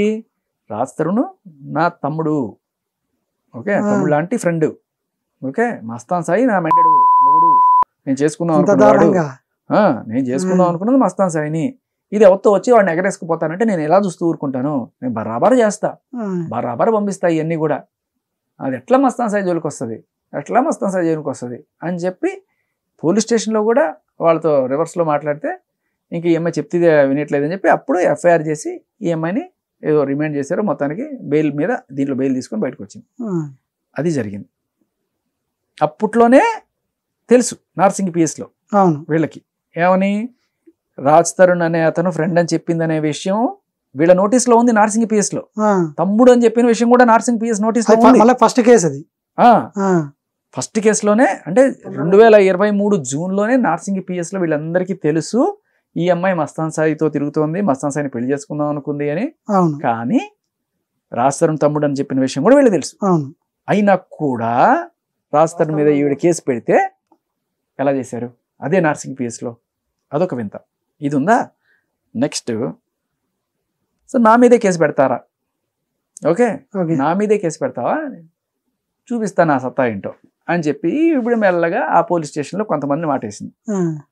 మరి ఆవిడ చెప్తుంది కదా ఒక దీంట్లో, నేను కాప్స్తో రిలేషన్లో ఉన్నట్టే నీతో ఉంటాను అని చెప్పి. అలా కొంతమంది ఎస్ఐలో, సిఐలో, డిఐలో ఎవరో వాళ్ళందరితో కాస్త చనువుగా మెలగడం, తర్వాత ఫేవర్లు చేయించుకోవడం, ఇలాంటివన్నీ కూడా చూసావు కదా. నేను గోడదుకు వస్తా, వీడియో కాల్ మాట్లాడుతున్నా, ఏంటది ఏదో ఫామ్ హౌస్కి వస్తా, పార్టీ చేసుకుంటా, నాకు కసి రెచ్చగొట్టడం అంటే ఇష్టం, ఇలాంటివన్నీ మాట్లాడి మొత్తానికి ఎవరినో అక్కడ బొట్లో వేసింది కొంతమందిని. ఆ బొట్లో వేసిన వాళ్ళతో పని చేయించుకుంటుంది. ఏమని ఇప్పుడు చేయించింది? ఇప్పుడు మస్తాన్ సాయి మీద ఎఫ్ఐఆర్ చేయించింది. ఇదే ఇక్కడ జూన్లో ఈవిడ కంప్లైంట్ పెట్టింది కదా, ఎవరు స్వాతి అనే అమ్మాయి నన్ను బ్లాక్మెయిల్ చేస్తున్నా కంప్లైంట్ పెట్టింది కదా, నా మీద నువ్వు కంప్లైంట్ పెట్టిస్తావా స్వాతితోటి? ఈయన పెట్టి చక్కర్లా, అంత బ్లాక్మెయిల్ చేస్తే ఏమైనా పెడతాను. సో ఈయన మీద ఎఫ్ఐఆర్ చేసింది. ఏంటి, వీడు నన్ను వేధిస్తున్నాడు అంటే, ఇతను నేను పెళ్లి చేసుకుందాం అనుకున్నాము, అయినా కూడా ఇతనికి వేరే సంబంధాలు ఉన్నాయని తెలిసి నేను తప్పుకున్నాను, అయినా కూడా వీడు నన్ను వెంబడపడి వేధిస్తున్నాడు, వీడి సంగతి చూడండి అని చెప్పి ఒక కంప్లైంట్ పెట్టగానే ఎఫ్ఐఆర్ అయిపోద్ది. ఎందుకంటే అప్పటి నుంచి అది అత్తగారిల్లు కదా, ఆ టైప్లో. సరే ఎఫ్ఐఆర్ అయింది. అయిన తర్వాత అంటే ఎఫ్ఐఆర్ అవ్వడానికి కూడా ఛాన్స్ లేకుండే. ఈ మస్తాన్ సాయి అనేటోడిని పిలిచినప్పుడు ఆడు చూపించాడు, సార్ ఈ అమ్మాయి ఆల్రెడీ నా మీద రేప్ కేసు పెట్టింది సార్, ఇదిగోండి గుంటూరు పట్టాపురం పోలీస్ స్టేషన్లో ఇంత కథ నడిచింది, మళ్ళీ అక్కడ అయిపోయిన తర్వాత ఇక్కడికి వచ్చి కేసు పెట్టడం ఏంటి అంటే, అవును అక్కడికి వెళ్ళి చూసుకోమ్మా, ప్రతిసారి ఎన్ని కేసులు పెడతావు అక్కడ ఇక్కడ అని చెప్పి అన్నా కూడా మరి మొత్తానికి ఏదో పైరవీ చేసి మొత్తానికి వీడి మీద ఎఫ్ఐఆర్ పెట్టించగలిగింది. పెద్ద కేసు కాదు కానీ ఎఫ్ఐఆర్ అయితే చేశారు. ఇప్పుడు ఇది సెప్టెంబర్ 2023లో. ఇది జరిగిన 10 రోజులకే వరలక్ష్మి కేసులో కలకలం రేగింది. సో అది ఏంటంటే ఇప్పుడు ఇంకా మస్తాన్ సాయిని ఏదో రకంగా ఇరికిచ్చారు. మస్తాన్ సాయి మీద కోపం ముందు ఎఫ్ఐఆర్ పెట్టింది, మస్తాన్ సాయిని ఇంకా ఏదో రకంగా ఇరికిచ్చారు. ఏం చేసింది, సో వీళ్ళందరూ ఈ చింటూ, మస్తాన్ సాయి, ఈ ప్రభాకర్ రెడ్డి వీళ్ళందరూ గుంటూరు అనుకుంటా, వీళ్ళందరూ కలిసి అక్కడ ఉండేవాళ్ళు. ఏది ఈ వరలక్ష్మి టిఫిన్ సెంటర్లో కూర్చొని ఏదో మాట్లాడుకుంటూ ఉండేవాళ్ళు, ఏదో చేసుకుంటూ ఉండేవాళ్ళు. సరే అప్పటికే ఈ లావణ్య చింటూ పరిచయం కదా, మస్తాన్ సాయి అంటే రీసెంట్, లావణ్యకి చింటూ ఎప్పటి నుంచో పరిచయం కదా, డ్రగ్స్ బ్యాచ్ ఇదంతా అప్పటి నుంచే ఉంది. సో అప్పుడు మస్తాన్ సాయికి డ్రగ్స్ అలవాటు చేయడం జరిగింది. 2022 సెప్టెంబర్ ఆ టైంలో అక్కడికి పిలిచినప్పుడు మస్తాన్ సాయికి ఈ చింటూ, ప్రభాకర్ రెడ్డి కూర్చున్నప్పుడు ఈవిడ మెల్లగా వీడిని ఏదో రకంగా ఇరికిద్దాము, వీడికి కూడా డ్రగ్స్ అలవాటు చేద్దామని చెప్పి ఫస్ట్ డ్రగ్స్ కేసులో మస్తాన్ సాయిని ఇరికించడానికి స్కెచ్ చేసి అక్కడ మస్తాన్ సాయి డ్రగ్స్ తీసుకునేట్టు చేసి అదే పోలీసులకు ఇన్ఫార్మ్ చేసింది ఈవిడే. ఇదిగో మస్తాన్ సాయిని పట్టుకోండి, వీడు డ్రగ్స్ చేస్తున్నాడు అని చెప్పి ఎవరికి తెలియకుండా చెప్పేసింది. అంటే ఈవిడే ఎవడు చచ్చినా పర్లేదు, చింటూ ఫ్రెండే, కలిసి పార్ట్నర్ ఇన్ క్రైమ్ కదా, ఇద్దరు కలిసి తీసుకొస్తాం అని చెప్పింది కదా. అలాగే ప్రభాకర్ రెడ్డితో ఆయన పెద్ద సంబంధాలు ఏమున్నాయో తెలియదు, బట్ ఎవడు పోయినా పర్లా, అందరూ నాశనం అయిపోయినా పర్లా, మస్తాన్ సాయి మీద కేసు పడాలి అని పెట్టింది. పెట్టినప్పుడు పోలీసులు ఎఫ్ఐఆర్ పెట్టారు. పెట్టిన తర్వాత అందరినీ బుక్ చేశారు. ఆ రకంగా ఫస్ట్ టైం మస్తాన్ సాయికి డ్రగ్స్ అలవాటు చేయడం అనేది ఈవిడ ప్లాన్ లో భాగంగా జరిగింది. ఇప్పుడు అంటే ఈ స్వాతి అనే అమ్మాయిని ఎలా అయినా విడదీయాలనుకున్నప్పుడు ఈ మీద ఎప్పుడైతే బ్లాక్మెయిల్ కేసు పెట్టిందో, తర్వాత మస్తాన్ సాయి మీద కేసు పెట్టినా పెద్ద ఇదవ్వలేదు, స్టేషన్ బెయిల్ ఇచ్చి పంపించేసి వీడికి ఏదో ఒకటి చెయ్యాలి వీడిని అని చెప్పి ఇలా ఇదిగో వీడు డ్రగ్స్ చేస్తున్నారు, వీళ్ళందరూ కలిసి డ్రగ్స్ చేస్తున్నారు అని వెళ్ళగానే వెళ్ళారు పోలీసులు. కొంతమంది దొరికారు, కొంతమంది బారిపోయారు. దొరికినోడు పట్టుకున్నప్పుడు ఎవరెవరు తెస్తారు, ఎక్కడి నుంచి తెస్తారంటే ఇగో ఈ అనురాధ అనే అమ్మాయి గోవా నుంచి ఏదో తీసుకొచ్చిందని ఏదో మొత్తానికి చేసుకున్నారు. అది ఎఫ్ఐఆర్ అయింది. ఆ టైంలో ఈవిడే కనెక్షన్స్ కూడా గట్టిగా ఎస్టాబ్లిష్ అయినాయి. ఎంత కాదన్నా ఎక్కడి నుంచి తెచ్చారంటే మరి వీళ్ళు ఎప్పటి నుంచో చేస్తున్నారు కదా, చింటూ అండ్ లావణ్య అని చెప్తున్నారు కదా ఆ ఎఫ్ఐఆర్లో. సో అలా ఈవిడికి పెరగడం, ఈవిడ రాకపోవడం, తర్వాత ఈవిడ కోసం ఎతకడం, తర్వాత అదేమంటారు భస్మాసుర హస్తంలాగా వాడిని ఇరికిద్దామని పోతే ఈవిడే ఇరుక్కుంది మళ్ళీ ఫైనల్ గా. లావణ్య ఇరుక్కొని అక్కడ లావణ్య మీద కేసు పడింది. అది వరలక్ష్మి డ్రగ్స్ కేసు. దీని వెనకాల కారణం ఇది.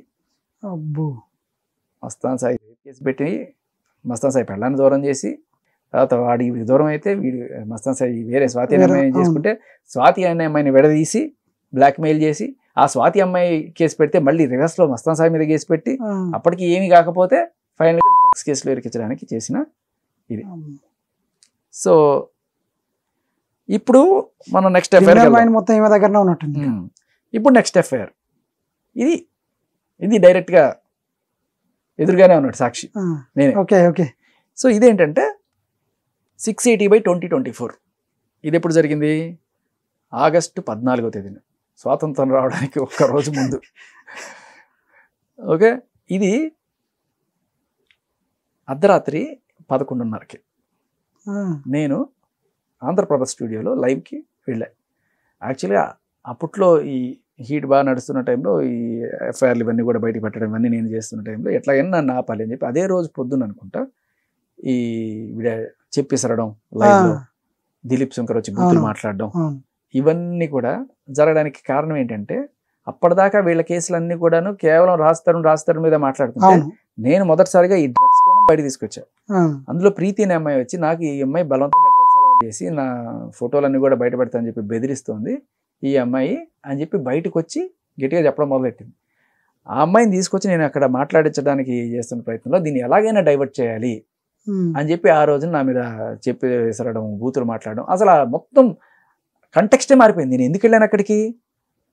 ఈవిడ అభం శుభం చిన్న పిల్ల, 19 ఏళ్ల పిల్లకి డ్రగ్స్ అలవాటు చేసి ఇప్పుడు మస్తాన్ సాయికి చింటూకి ఎలా అయిందో వీళ్ళకి కూడా డ్రగ్స్ అలవాటు చేయడం. ఎందుకంటే ఇంకోటి చెప్తారు, వీళ్ళందరికన్నా వీడు పెద్దది, రాజస్థాన్ కన్నా పెద్దది. అవును 33 years. ఈఎంఐ ఎంత 19 ఏళ్ళ పిల్లకి, ఈవిడ ఈఎంఐకి ఇస్తుందా, ఈవిడికి ఇస్తుందా? 2015లోనే గోవాలో చేసినంత విన్నాం కదా మనం. మొత్తానికి ఆ అమ్మాయి వచ్చి చెప్పింది, అది నేను తీసుకొచ్చి ప్రజెంట్ చేద్దామంటే అది కాకుండా మొత్తం తప్పుదోవ పట్టించే రకంగా ఇట్లా గట్టిగా అరిచి బూతులు తిట్టి ఇదంతా చేసి ఫైనల్గా దాంట్లో తేలింది ఏంటి అంటే చెప్పుతో కొట్టిన లావణ్య చేయి చేసుకున్న శేఖర్ భాష, ఇది వాళ్ళ హెడ్డింగ్. అది రెండు జరగలేదు అక్కడ, ఆవిడ ఎసిరితే ఎక్కడో పడింది. నేను దమ్ముంటే వెనకాల నుంచి కాదు డైరెక్ట్ ఎదురుగా కొట్టని చెప్పి గట్టిగా అరిచాను, అది జరిగింది. బట్ విషయం ఏంటి, తెలియాల్సింది ఏంటి జనాలకి, ఇది తెలియాలి, ఇది తెలియకుండా పోయింది దాంట్లో. సరే అదే రోజు ఇంకా తర్వాత చాలామంది ఇంటర్వ్యూస్కి పిలవడం అన్నీ చేస్తున్న టైంలో రాత్రి అరౌండ్ అప్పటికే 2-3 సార్లు పోస్ట్ పోన్ చేశా పాపం. ఆవిడ స్వరూప్ గారు అనుకుంటా, పాపం 2-3 సార్లు అడిగారు. నేను అప్పటికే పోస్ట్ పోన్ చేశాను. ఆవిడ ఏమన్నారంటే మీరు ఎంత లేట్ అయినా పర్లేదండి, వాళ్ళు నేను ఇంటర్వ్యూ చేసి తీసుకుంటానండి అని చెప్పి అడిగినప్పుడు పాపం మాట ఇచ్చాం కదా అని చెప్పి వెళ్ళాలని వెళ్ళా. వెళ్ళి ఇంటర్వ్యూ చేస్తున్నప్పుడు 2-3 వేసుకొని వచ్చినట్టుంది, అండ్ ఫుల్గా వేసుకొని వచ్చినట్టుంది.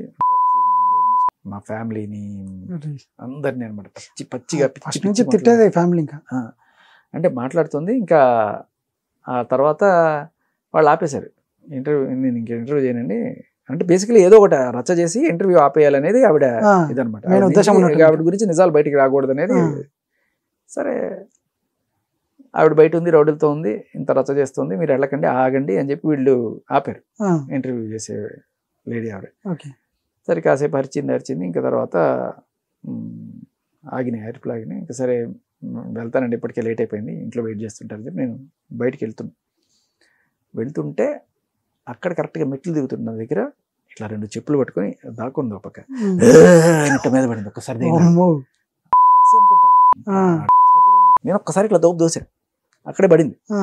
పడిన తర్వాత అదే ప్లాన్ అనుకుంటా, ఆడపిల్ల మీదకి వస్తారని చెప్పి టక్కున వచ్చేసారనమాట. సో వచ్చేసి మీద పడ్డారు, చిన్న ఘర్షణ జరిగింది. తర్వాత నాకు ఇది ఫ్రాక్చర్ అయింది, హాస్పిటల్లో చేరాను, కండెంటల్ హాస్పిటల్. ఈవిడ పరిగెత్తుకుని నన్ను కొట్టేశారు, నన్ను చంపేశారు. ఏమీ లేదు అక్కడ, ఏమీ లేదు. వెళ్ళి ఏదో కేసు పెట్టడానికి ట్రై చేసింది. బట్ నేను అమ్మాయి కదా వెంటనే అయిపోద్ది అనమాట. అమ్మాయి నన్ను కొట్టేశారు, చంపేశారంటే ఈ లోపల పోలీసులు అక్కడ రావడం, అక్కడ ఏమైనా సీసీటీవీ కెమెరా ఏమైనా ఉందా అని అన్ని చెక్ చేసుకోవడం. అక్కడ ఫుటేజ్ ఏం దొరకలేదు, ఎవరు కొట్టారో వాళ్ళు కూడా నాకు గుర్తులేరు. సరే ఈవిడ వెళ్ళి పెట్టింది, ఏదో ఎఫ్ఐఆర్ అయింది. నేనేమో అప్పటికి హాస్పిటల్లో ఉన్నా. వారం రోజులు అక్కడే పడి ఉండాల్సి వచ్చింది, 10 రోజులు దాకా ఉన్నట్టున్నాను. అప్పుడు హాస్పిటల్కి వచ్చారు ఈ కానిస్టేబుల్ వాళ్ళు, వచ్చి ఏం జరిగింది అని చెప్పి రాసుకొని హాస్పిటల్లో నాకు ట్రీట్మెంట్ అంతా తీసుకొని ఆ రిపోర్ట్లు అన్నీ తీసుకొని మొత్తం వాళ్ళు జరిగిన కంప్లైంట్ రాసుకొని వెళ్ళారు. సర్లే నేనేమనుకున్నా, మగాడు పెడితే ఎవడు తీసుకుంటాడు కంప్లైంట్, మగాడిని కొట్టి చంపిన దిక్కే ఉంది. ఆ అమ్మాయి పాప నాకు అన్యాయం అయిపోయింది, నాకు నన్ను కొట్టేశారు, చంపేశారు, అదే కదా. సో అనుకున్నా, నేను చూసా నెక్స్ట్ రోజు ఎఫ్ఐఆర్ కాపీ పట్టుకురావడం. నేను హాస్పిటల్ బెడ్ మీద ఉండే చూస్తున్నా, అంటే ఎంత కళ్ళ ముందు ఎంత అన్యాయం జరుగుతుందంటే నన్ను కొట్టించి వాళ్ళే నా మీదే కంప్లైంట్ పెట్టి ఎఫ్ఐఆర్ చూపిస్తూ వాళ్ళ బాదే టీవీ ఛానల్స్ లో శేఖర్ భాషకి 5 ఏళ్ళు జైలు శిక్ష. ఇదేంట్రా, మీరే కొట్టేసి మీరే నన్ను జైలు పెట్టేస్తారా? సరే అనుకున్నాను, ఇంకా సర్లే ఇలా చూద్దాంలే, జరుగుతుందనే ధైర్యంతోనే ఉన్నా. తర్వాత చాలా మంది వచ్చి ఇంటర్వ్యూలు తీసుకున్నారు హాస్పిటల్లో కూడా. తర్వాత 10 రోజుల తర్వాత 14 రోజుల తర్వాత నాకు ఒక SMS వచ్చింది, మీ కంప్లైంట్ ఎఫ్ఐఆర్ అయింది అని. అరే మన దేశంలో మగాడికి కూడా న్యాయం జరుగుతుంది అనుకున్నా ఫస్ట్ టైం. నేను ఎవరిని మళ్ళీ వెళ్ళి అడగల, ఆ స్టేషన్లో ఎవరిని వెళ్ళి అడగల, నాకు డైరెక్ట్గా ఇది వచ్చింది. అది ఏంటంటే ఇది కోర్టుకి వెళ్ళి కోర్టు నుంచి ఇవన్నీ సాక్ష్యాలు ఉన్నాయి కదా మీరు ఎందుకు పెట్టారని చెప్పి డైరెక్ట్గా వాళ్ళ నుంచి వస్తే చేయాల్సిన పరిస్థితి అనమాట, వాళ్ళు తప్పక పెట్టాల్సిన కేసు. సో అలా పర్ఫెక్ట్ సాక్ష్యాలు, మెడికో లీగల్ కేసు, ఇది ఎమ్మెల్సీ అన్నీ అయినాయి, అన్ని సాక్ష్యాలు ఉన్నాయి. అలా నన్ను చంపడానికి పన్నిన కుట్ర అనేది అప్పుడు నాకు తెలియలే. ఏదో డ్రగ్స్ మత్తులో గట్టిగా చేస్తోంది అని చెప్పి అనుకున్నాను, కానీ నన్ను చంపడానికే ఏకంగా కుట్ర చేశారని ఆ తర్వాత ఎప్పుడో ఈ లక్ష్మీ పడాల ఈవిడ బై ది వే కరెక్ట్గా అదే రోజున, ఏ రోజైతే నన్ను ఇలా కొట్టించిందో ఆ రోజు పొద్దున్న దిలీప్ శంకర్ వచ్చి మాట్లాడాడు కదా, ఆ దిలీప్ శంకర్ పక్కన ఈవిడ కూర్చోంది. ఎవరు? లక్ష్మీ పడాల.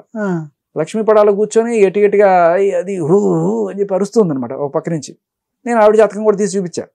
వీడికి పెళ్ళయింది, ప్రతి ఒక్కరిని పెళ్లి చేసుకో అని చెప్పి తిరుగుతుంది, పెళ్ళయి ఇంకొకరిని పెళ్లి చేసుకోమని చెప్పి వెళ్ళి ఇది చేస్తుంది, వాళ్ళ మీద కేసు పెట్టారు, ఈవిడ మీద రెడ్ హ్యాండెడ్గా దొరికిపోయిన కేసు కూడా ఉంది, అన్ని తీసి చూపించా ఆన్ ద స్పాట్ అప్పుడే జీ న్యూస్లో. సరే, అప్పటికే లక్ష్మీ పడాల వాళ్ళతో ఉంది కాబట్టి ఈవిడ ప్లాన్లు ఇస్తుందనే విషయం నాకు తెలియదు. ఈవిడ పూర్వాశ్రమంలో ఎప్పుడో మా వెబ్ సిరీస్లో బంద్ చేసింది లక్ష్మీ పడాలనే అమ్మాయి. సో తర్వాత ఈవిడ నా లొకేషన్స్ తెలుసు, ఎక్కడ మా ఇల్లు ఎక్కడ ఉంటుంది ఏంటి అన్నీ చెప్తుంది అనమాట. ఈ కాల్ అనేది నాకు చాలా రీసెంట్గా దొరికింది. ఈ తర్వాత పోలీసులకు ఇచ్చింది. దాంట్లో ఏముంటది? ఒక రోజులో అయ్యే పని కాదు సార్, మన మధ్య బ్రహ్మాస్త్రాల్లోనే ఒక రోజులో అవ్వదు సార్. నేను చెప్పిన ప్రాసెస్ చేస్తే వారం రోజులు చేద్దాం. చెప్పు, పర్లా వారం రోజులైనా నేను వెయిట్ చేస్తాను. చెప్పు, ఏం చేద్దాం చెప్పు. ఓకే సార్, కార్తిక్ గారికి కూడా శేఖర్ భాష ఎప్పుడు దొరుకుతాడా అని ఉంది, లావణ్య వాళ్ళ తమ్ముడికి. ఓకే, ఇప్పుడు ఫస్ట్ ఆప్షన్, మీకు ఏమీ తెలియనట్టు నాకు ఏమీ తెలియనట్టు మీరు ఒక హాస్పిటల్లో ఈ రోజు రేపు జాయిన్ అయినట్టు సర్టిఫికేట్ తీసుకోండి. మీ ఫ్యామిలీ లేదంటే మీ ఫ్యామిలీలో ఎవరికో బాగున్నట్టు మీరు వేరే ఊర్లో ఉన్నట్టు ఒక టికెట్ చూసుకోండి. ఓకే, పక్కా ప్లాన్ గా టికెట్ చూసుకున్న తర్వాత మీరు ఒక అన్నోన్ నెంబర్ తో 2 days ఉండండి, మీ లొకేషన్ అక్కడే పెట్టండి. ఎందుకన్నా మంచిది, అలా పెట్టకుండా ప్లాన్ చెప్పు, దాన్ని బట్టి నెక్స్ట్ ఎన్ని సేఫ్ సైడ్ లో మనం ఆలోచిద్దాం. ఆ తర్వాత ఇంకా ఈ శేఖర్ భాషని మనం రౌండ్ ఆఫ్ చేయించి వాళ్ళ ఇంటి అడ్రస్ మన దగ్గర ఉంది, మనుషుల్ని ఒక ఇద్దరిని 24 గంటలు అబ్జర్వేషన్ లో పెడితే బయటకు వస్తాడు. లేదంటే ఒక ఛానల్ త్రూ పిలిపించి సీసీ కెమెరాస్ లేని ఏరియాలో కారు మార్చాలి సార్. సింపుల్ గా చెప్పాలంటే మీరు చేస్తా అంటే నేను కూడా వస్తా. అట్లా కాదు, అది కిడ్నాప్ అయింది కదా లక్ష్మి, మనం ఏదో చేస్తే మన మీద కేసులు కాకూడదు, మన చేతికి మట్టి అంటకుండా చూడు లక్ష్మి. సార్ ఎఫ్ఐఆర్ అవుతుంది, మహా అయితే అరెస్ట్ అవ్వకుండా తప్పించుకుంటాం. మనమని అది తెగించడం వేరు. చర్చలలో ఇప్పుడు ఒక రికార్డ్ లో ఉంది సార్, ఇప్పటికీ నేను సమాధి దగ్గరికి వెళ్తాను, నేను మా ఆవిడ సమాధి దగ్గరే కూర్చుంటాము అన్నాడు కదా సార్. పిచ్చ కొట్టుడు కొట్టి ఫింగర్ ప్రింట్స్ లేకుండా బ్లౌజులు వేసుకుని కొట్టి అక్కడ సమాధి దగ్గర వదిలి పడదొప్పుతాం. అదే కాల్ రికార్డ్ లో వాళ్ళ అన్నయ్య నేను ఇలా కాదు ఇలా చంపుతా అలా చంపుతా అనే రికార్డ్ ఉంది. ఇక్కడ ఏమవుతుందంటే చాలా క్లియర్ కట్ గా శేఖర్ భాషని ఒక మీడియా ఛానల్లో ఇంటర్వ్యూకి పిలిపించి సీసీ కెమెరా లేని చోట వీడిని మాట్లాడదాం అని ఉంటుంది. తర్వాత 2 hours అయిన కొట్టి ఆనవాళ్ళు కూడా దొరకకుండా చంపేద్దాం ఎక్కడికి చేసి. సో తర్వాత నాకు పోలీసులు అంటే అంత పెద్ద టీవీ ఛానల్ కింద పార్కింగ్ లాట్లో సీసీ కెమెరాలు లేవా అని చెప్పి నాకు ఆశ్చర్యం వేసింది. లేవు అంటే ముందుగా రెక్కి నిర్వహించారా, అంత క్లియర్ కట్గా చేశారా? అండ్ లక్ష్మీ పడాల ఆల్రెడీ ఆవిడతో ట్రావెల్ అవుతుంది అనే విషయానికి ప్రూఫ్ ఆ రోజు పొద్దున్నే దిలీప్ శంకర్ లక్ష్మీ పడాల పక్కనే కూర్చొని ఆ లైవ్ లో వచ్చారు. రాత్రి ఈవిడ కొట్టడానికి వచ్చింది. సో లక్ష్మీ పడాల అప్పుడే ప్లాన్ ఇచ్చింది, ఎలా చేయాలి వీడిని, ఏం చేయాలి అని చెప్పి. ఆ ప్లానింగ్ అప్పటి నుంచి జరుగుతుంది. సో అది కొట్టడం మాత్రమే కాదు, చంపడానికి వేసిన స్కెచ్ అనేది ఈ కాల్ ద్వారా మనకు అర్థమవుతుంది. ఇది 5వ ఎఫ్ఐఆర్, 5 6. ఓకే, 680/2024 ఇది అయిందా? సో ఇది ఇలా ఉంటే ప్రీతిని ఇట్లా బ్లాక్మెయిల్ చేస్తుంది, ఇదంతా చేస్తుంటే ఇంకనే మనం వెళ్ళి నార్సింగ్ పిఎస్లో కంప్లైంట్ మొత్తం ఇట్లా చేస్తుందని చెప్పి వెళ్తే నార్సింగ్ పిఎస్ అప్పటికే మనకి తెలియదు ఇంత విషయం ఉందని. ఇప్పుడు ఈ లక్ష్మీ పడాల ఎలా చంపడానికి స్కెచ్ చేసిందనే విషయం అప్పుడులో నాకు తెలీదు. ఈ నార్సింగ్ పిఎస్లో ఈవిడికి సంబంధించిన క్లోజ్ కనెక్షన్స్ ఏవో ఉన్నాయనే విషయం మనకి తెలియకుండానే అదే పిఎస్లోకి వెళ్ళి కంప్లైంట్ ఇచ్చాం. పాపం అది అమ్మాయికి పోయిన గొర్రె తెలియకుండానే పులిబోన్లోకి వెళ్ళినట్టుగా అక్కడికి వెళ్ళి కంప్లైంట్ ఇస్తే వాళ్ళు రిటర్న్లో అంటే ఎవరన్నా ఒక అమ్మాయి నన్ను తనకు తానే నేను డ్రగ్స్ తీసుకున్నానని చెప్పి రీహాబ్కి వెళ్ళేసి వచ్చాను బయట ఎందుకు చెప్పుకోవాలనుకుంటుంది? అంత ప్రెషర్ ఉంది ఈవిడ మీద. అంటే బ్లాక్ మెయిలింగ్ ఏ రేంజ్లో జరిగిందంటే ఇదిగో ఈ రోజు అయిపోయింది, ఈ రోజు చేసేస్తా, ఈ రోజు వదిలేస్తా అని చెప్పి ఆ టెన్షన్ తట్టుకోలేక వచ్చేసింది ఆ పిల్ల. కానీ మన వాళ్ళు తీసుకోవాలి కంప్లైంట్. తీసుకోకపోయేసరికి మాకు అర్థం కాలే ఎందుకు. వాళ్ళే రిటర్న్లో సాక్ష్యాలు ఉన్నాయా, ఆవిడ మీకు డ్రగ్స్ ఇస్తున్నట్టు సాక్ష్యాలు ఉన్నాయా, రిటర్న్ మళ్ళీ మిమ్మల్ని అడగడం అంటే అప్పట్లో ఏముంటాయి సాక్ష్యాలు? అమ్మాయి నేను అప్పట్లో ఇంకా ఏదో రకంగా ఆ టైంలో ఎవరున్నారు, నీతో మస్తాన్ సాయి ఉన్నాడా, చింటూ ఉన్నాడా, ఎవరున్నారు అని కనుక్కొని వాళ్ళతో ఇండైరెక్ట్గా నువ్వు కాల్లో మాట్లాడు, ఆ కాల్ రికార్డింగ్ అయినా సాక్ష్యంగా ఇద్దాము, ఏదో రకంగా సాక్ష్యాలు ఇద్దామని మేము ప్రయత్నించాం. ప్రయత్నించినప్పుడు మస్తాన్ సాయి ఇప్పుడైతే ఇండైరెక్ట్గా ఆయన లైవ్లో ఉన్నాడని తెలియకుండా మాట్లాడేశాడు. కరాటే కళ్యాణి మాట్లాడుతున్నప్పుడు ఇది ఇట్లాగే చేస్తుంది, డ్రగ్స్ ఇస్తుంది, అందరికి ఇంటికి వచ్చిన ప్రతి ఒక్కరిని డ్రగ్స్ చేస్తుంది అన్నీ చెప్పుకుంటూ వచ్చాడు. అన్నీ చెప్పుకుంటూ వచ్చిన తర్వాత ఆ నెక్స్ట్ రోజు మస్తాన్ సాయి ఏకంగా అరెస్ట్ అయిపోతాడు. మరి పోలీసులే మన గుప్పిట్లో ఉన్నప్పుడు ఇంకా ఇది ఎంత పని అన్నట్టుగానే అనిపించింది మాకు ఆ రోజు. సో సరే అక్కడ ప్రీతి కేసు ఇంకా అంటే అక్నాలజ్మెంట్ అయితే ఇచ్చారు కానీ ఎఫ్ఐఆర్ అయితే అవ్వాల. ఓకే.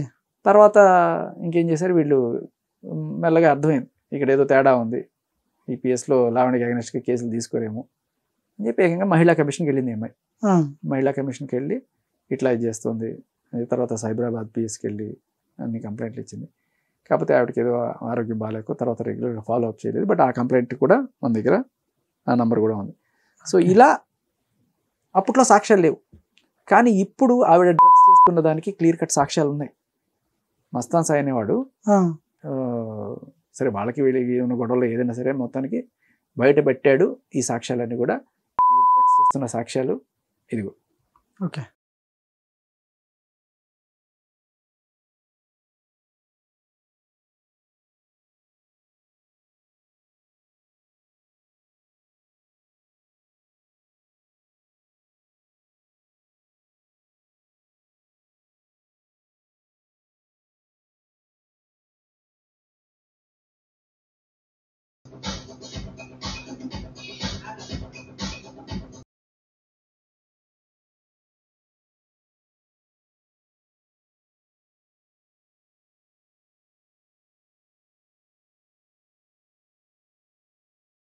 అందులో ఒక దాంట్లో ప్రీతికి డ్రగ్స్ ఇస్తున్న సాక్ష్యం కూడా ఉంది.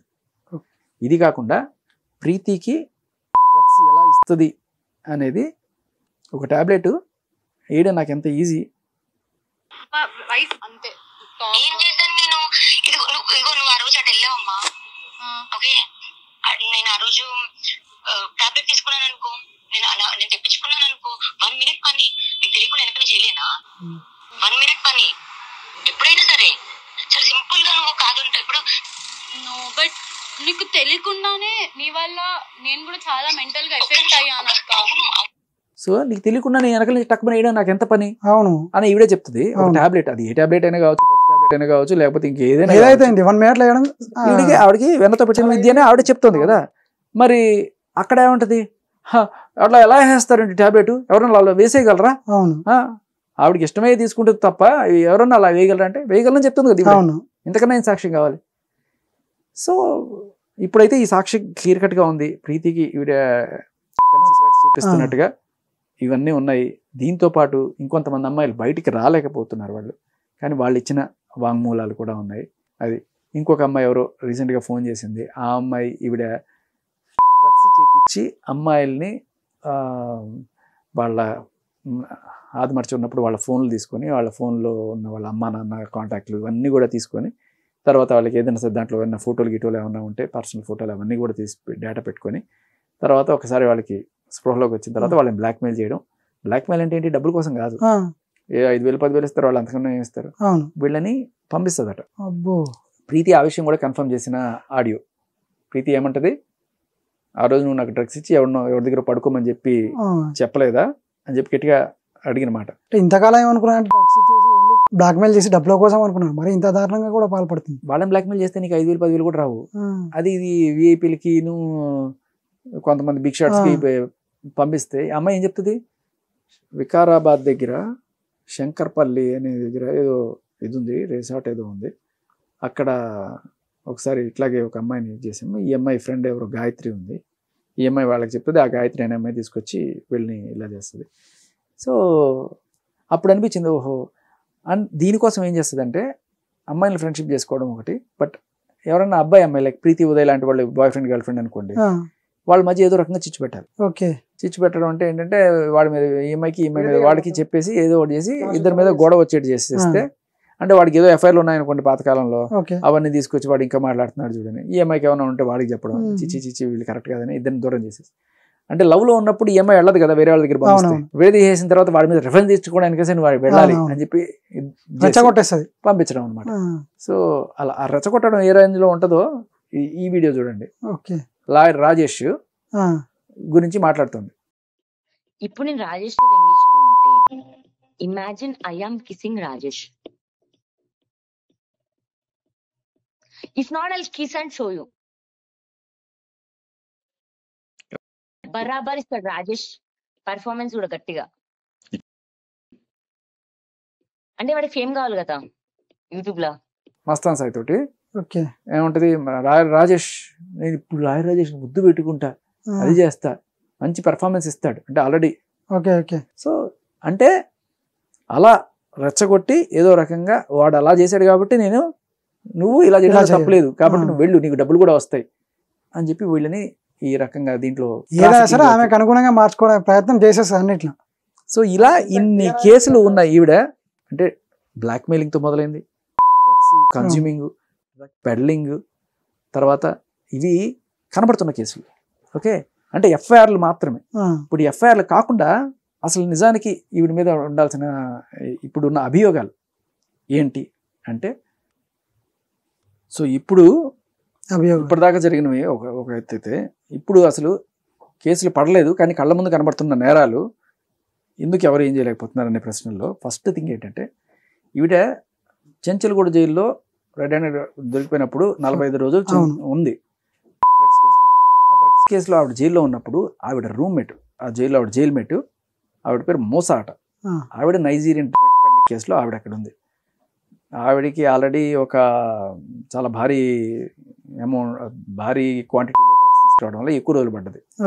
ఆ అమ్మాయి బయటకు వచ్చేసిన తర్వాత కూడా, ఈ అమ్మాయి బయటకు వచ్చిన తర్వాత ఆ అమ్మాయితో మళ్ళీ సంప్రదించి మళ్ళీ డ్రగ్స్ ఇంటికి తెప్పించుకునే ప్రయత్నం చేసినట్టుగా ఈవిడ మేనేజర్ కిరణ్ ఎవరైతే ఉన్నారో, దిలీప్ శంకర్ పెట్టిన మేనేజరు, ఆయన మస్తాన్ సాయితో చెప్తున్న రికార్డు కూడా ఉంది.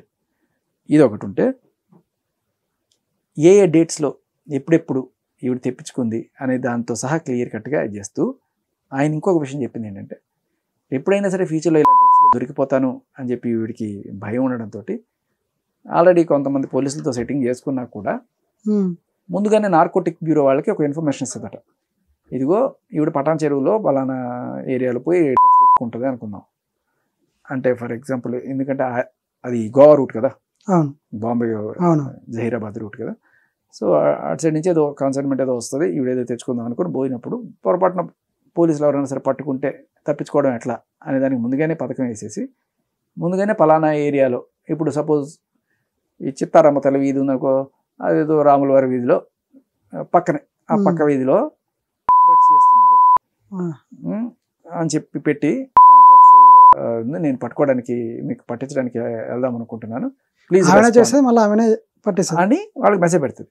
ఈ రెస్పాన్స్ పెద్ద ఉండదు కదా, ఇమీడియట్గా మన పోలీసులు పెట్టిన వెంటనే వచ్చేసి చేసేరు కదా. సరే ఏదో పెడుతుంటారు, అందరూ సాక్ష్యాలు ఏమున్నాయని చెప్పి అనుకుని పక్కన పడేయచ్చు. అది పక్కన అలాగే ఉంటుంది. ఆ కంప్లైంట్ ఎవరు పెద్ద పట్టించుకోకపోవచ్చు, పట్టించుకొని సీరియస్గా వచ్చినా కూడా అక్కడ ఏమీ దొరకదు.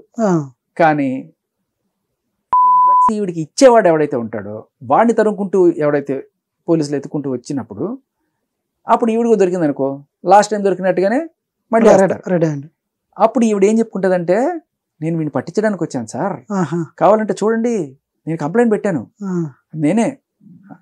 నేనే కంప్లైంట్ పెట్టాను, నేనే కనుక తీసుకున్నట్టయితే నేను ఎందుకు సార్ కంప్లైంట్ పెడతాను అని చెప్తుందట. అందుకని ఈ కంప్లైంట్లు ముందుగానే పెడుతుందట. ఇది ఒక అద్భుతమైన మోడ్ ఆఫ్ ఆపరేండ్. ఇది పోలీసులు తెలుసుకోవాల్సిన ఇంకొక విషయం. ఇకపోతే దీనికన్నా చాలా పెద్ద నేరం ఏంటంటే, నువ్వు ఏదో రకంగా తెచ్చుకొని నువ్వు సస్తే మనుషులు చంపకూడదు, సమాజానికి దరిద్రం వదిలిపోతుంది, కానీ మనుషులను చంపొద్దు. అమ్మాయిలకి డ్రగ్స్ అలవాటు చేయడం అనేది పెద్ద. ప్రీతి కేసుకి సంబంధించి ఏ రకమైన పురోగతి లేదు. ఆ అమ్మాయి ఫోటో కూడా మనం చూపించాం, ప్రీతితో ఈవిడ లావణ్య డ్రగ్స్ చేస్తున్న ఫోటో. అది ఉన్నా కూడా అది ఇప్పటిదాకా ఎందుకు తేలలేదు, ఏం చేశారు పోలీసులు అనే విషయంలో క్లారిటీ లేదు. సో అందరూ అనుకుంటున్నట్టుగానే మరి ఒక ఆఫీసరే ఏకంగా ట్రాన్స్ఫర్ అయిపోయినప్పుడు ఆవిడకి అక్కడ ఏదో నడుస్తుంది కాబట్టి ఆవిడ ఛార్జ్ షీట్ అవ్వట్లేదు.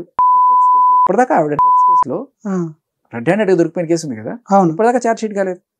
ఎప్పుడది 2024 కదా, జనవరి, సంవత్సరం, మోర్ దాన్ 1 year. జనరల్గా 90-180 రోజుల లోపల చేసేయాలి. 6 నెలలు అయిపోయింది, సంవత్సరం అయిపోయింది. దాని తర్వాత పెట్టిన రాజతరుణ్ మీద ఛార్జ్ షీట్ అయిపోతుంది. జానీ మాస్టర్ కేసు వచ్చింది తర్వాతే అది కూడా ఛార్జ్ షీట్ అయిపోతుంది. హర్షసాయి కేసు అన్ని ఛార్జ్ షీట్లు అయిపోతాయి, కానీ ఈవిడి కేసు మాత్రం ఛార్జ్ షీట్ అవ్వదు. ఎందుకు అనే ప్రశ్న ప్రతి ఒక్కరికి ఉంటుంది.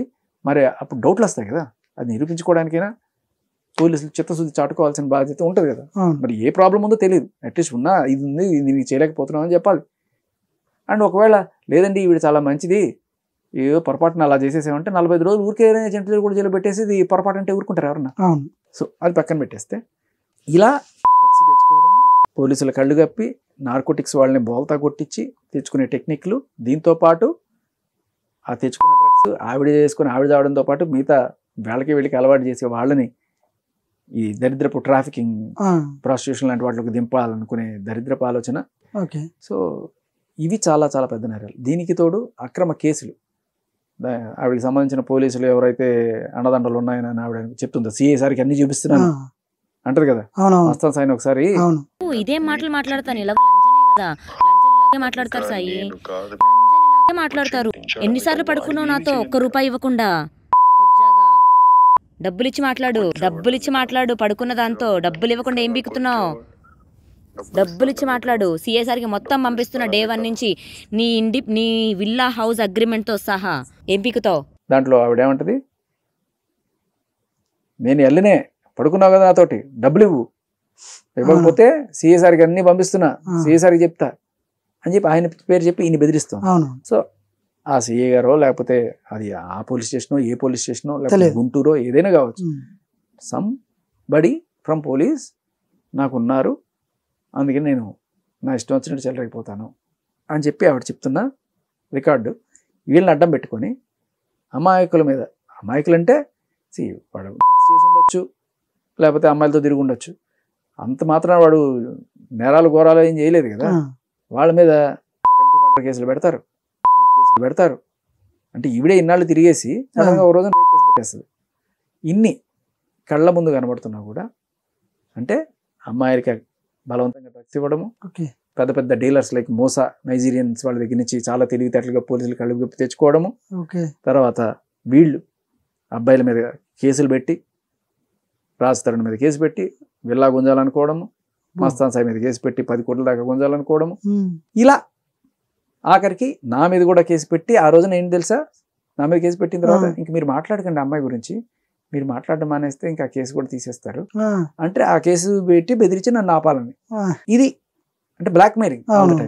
ఇన్ని ఉన్నాయి, మరి చర్యలు ఏవి చూద్దాం. ఎవరన్నా సంబడి అప్ దేర్ విని అంటే డ్రగ్స్ చేయడము, డ్రగ్స్ అమ్మడం కన్నా డ్రగ్స్ బలవంతంగా అలవాటు చేయడము అనే కోణంలో మరి ఏం చర్యలు తీసుకుంటారు? ఆ బలవంతంగా అలవాటు చేసి ఈ అమ్మాయిల్ని అవి పెట్టుకొని బ్లాక్మెయిల్ చేసి, వాళ్ళ న్యూట్స్ అవన్నీ పెట్టుకొని బ్లాక్మెయిల్ చేసి వాళ్ళని అటువంటి రొంపిలోకి తిప్పడానికి, ఒకవేళ కాదు అంటే ఎవరన్నా అమ్మాయి వాళ్ళని ఇలా బజార్కి ఇడుస్తా అని చెప్పి ఈవిడకున్న మీడియా కొంతమంది ఎవరైతే రిపోర్టర్లు ఈవిడ ఏది చెప్తే అది చేయడానికి రెడీగా ఉంటారు, డ్రగ్స్ పార్టీకి అలవాటు పడి వాళ్ళని వాడుకొని వాళ్ళతో వీళ్ళ ఫోటోలన్నీ కూడా అన్ని ఛానల్స్లో వేయించి అమ్మో మేము ఈ జోలికి రాము అని పేజ్ చేయడం. సో వీళ్ళు కూడా ఈవిడ చేసే క్రైమ్లో పార్ట్నర్ అవుతున్నారు. తెలుసు కాదు, బట్ సంచలనం కోసం ఏదని చెప్పి వాళ్ళు అమ్మాయిల ఫోటోలు అలా ఎలా చేస్తారు? అది ఎవరైనా కావచ్చు, మస్తాన్ సాయి భార్య కావచ్చు, మస్తాన్ సాయి గర్ల్ ఫ్రెండ్ కావచ్చు, ఇంకో ప్రీతి కావచ్చు, స్వాతి కావచ్చు, ఎవరైనా కావచ్చు, వీళ్ళ ఫోటోలు నువ్వు బయటకి ఇచ్చేయడంలో ఆంతర్యం ఏంటి? అందరి మీడియాలో చాలా మంది ప్రెస్ పర్సన్స్ అందరి ఫోటోల్లో అందరికీ అసభ్యకరమైన అంటే అలా అటువంటి న్యూడ్స్ ఆ అమ్మాయిలకు సంబంధించి సర్క్యులేట్ చేసింది అమ్మాయి. క్లియర్ కట్ ఎవిడెన్స్ ఉంది ఏమై పంపించినట్టుగా, అందరి దగ్గర ఉంది, కాదనేది ఏం లేదు. అండ్ వీళ్ళు చక్కగా పెట్టిన వాళ్ళ పర్సనల్ ఇన్స్టాగ్రామ్లో కూడా పెట్టుకుంటున్నారు. ఇదేం జర్నలిజం అర్థం కాదు. అంటే లిటరల్లీ వాళ్ళని బజార్కి ఇచ్చి వాళ్ళంతటికి వాళ్ళు ఆత్మహత్య చేసుకొని చచ్చిపోయే రేంజ్కి తీసుకురావాలి అనే సంకల్పానికి తోడైంది మీడియా. ఎవరైతే ఇటువంటి పనులు చేస్తున్నారో, బయటకి ఆ అమ్మాయి బతుకుల్ని రోడ్డుకి చేస్తున్నారో వాళ్ళు కూడా వీటితో పాటు శిక్షార్హులు. ఇంత కళ్ళ ముందు కనబడుతోంది, సాక్ష్యాలు ఉన్నాయి. అమ్మాయికి పెట్టిన కంప్లైంట్ అదే కదా, స్వాతి పెట్టిన కంప్లైంట్, ఇట్లా నన్ను బ్లాక్మెయిల్ చేస్తుందని చెప్పి ఇప్పటికీ ఆ అమ్మాయి ఫోటోలు మళ్ళీ సర్క్యులేట్ చేసింది. మళ్ళీ అలా ఎంత చేసినా చర్యలు లేకపోవడం అనేది విచిత్రంగా అనిపిస్తుంది, కళ్ళ ముందు కనబడుతుంది నాకు కూడా. దయచేసి ఎవరన్నా చర్యలు తీసుకుంటారని ఆశిద్దాం.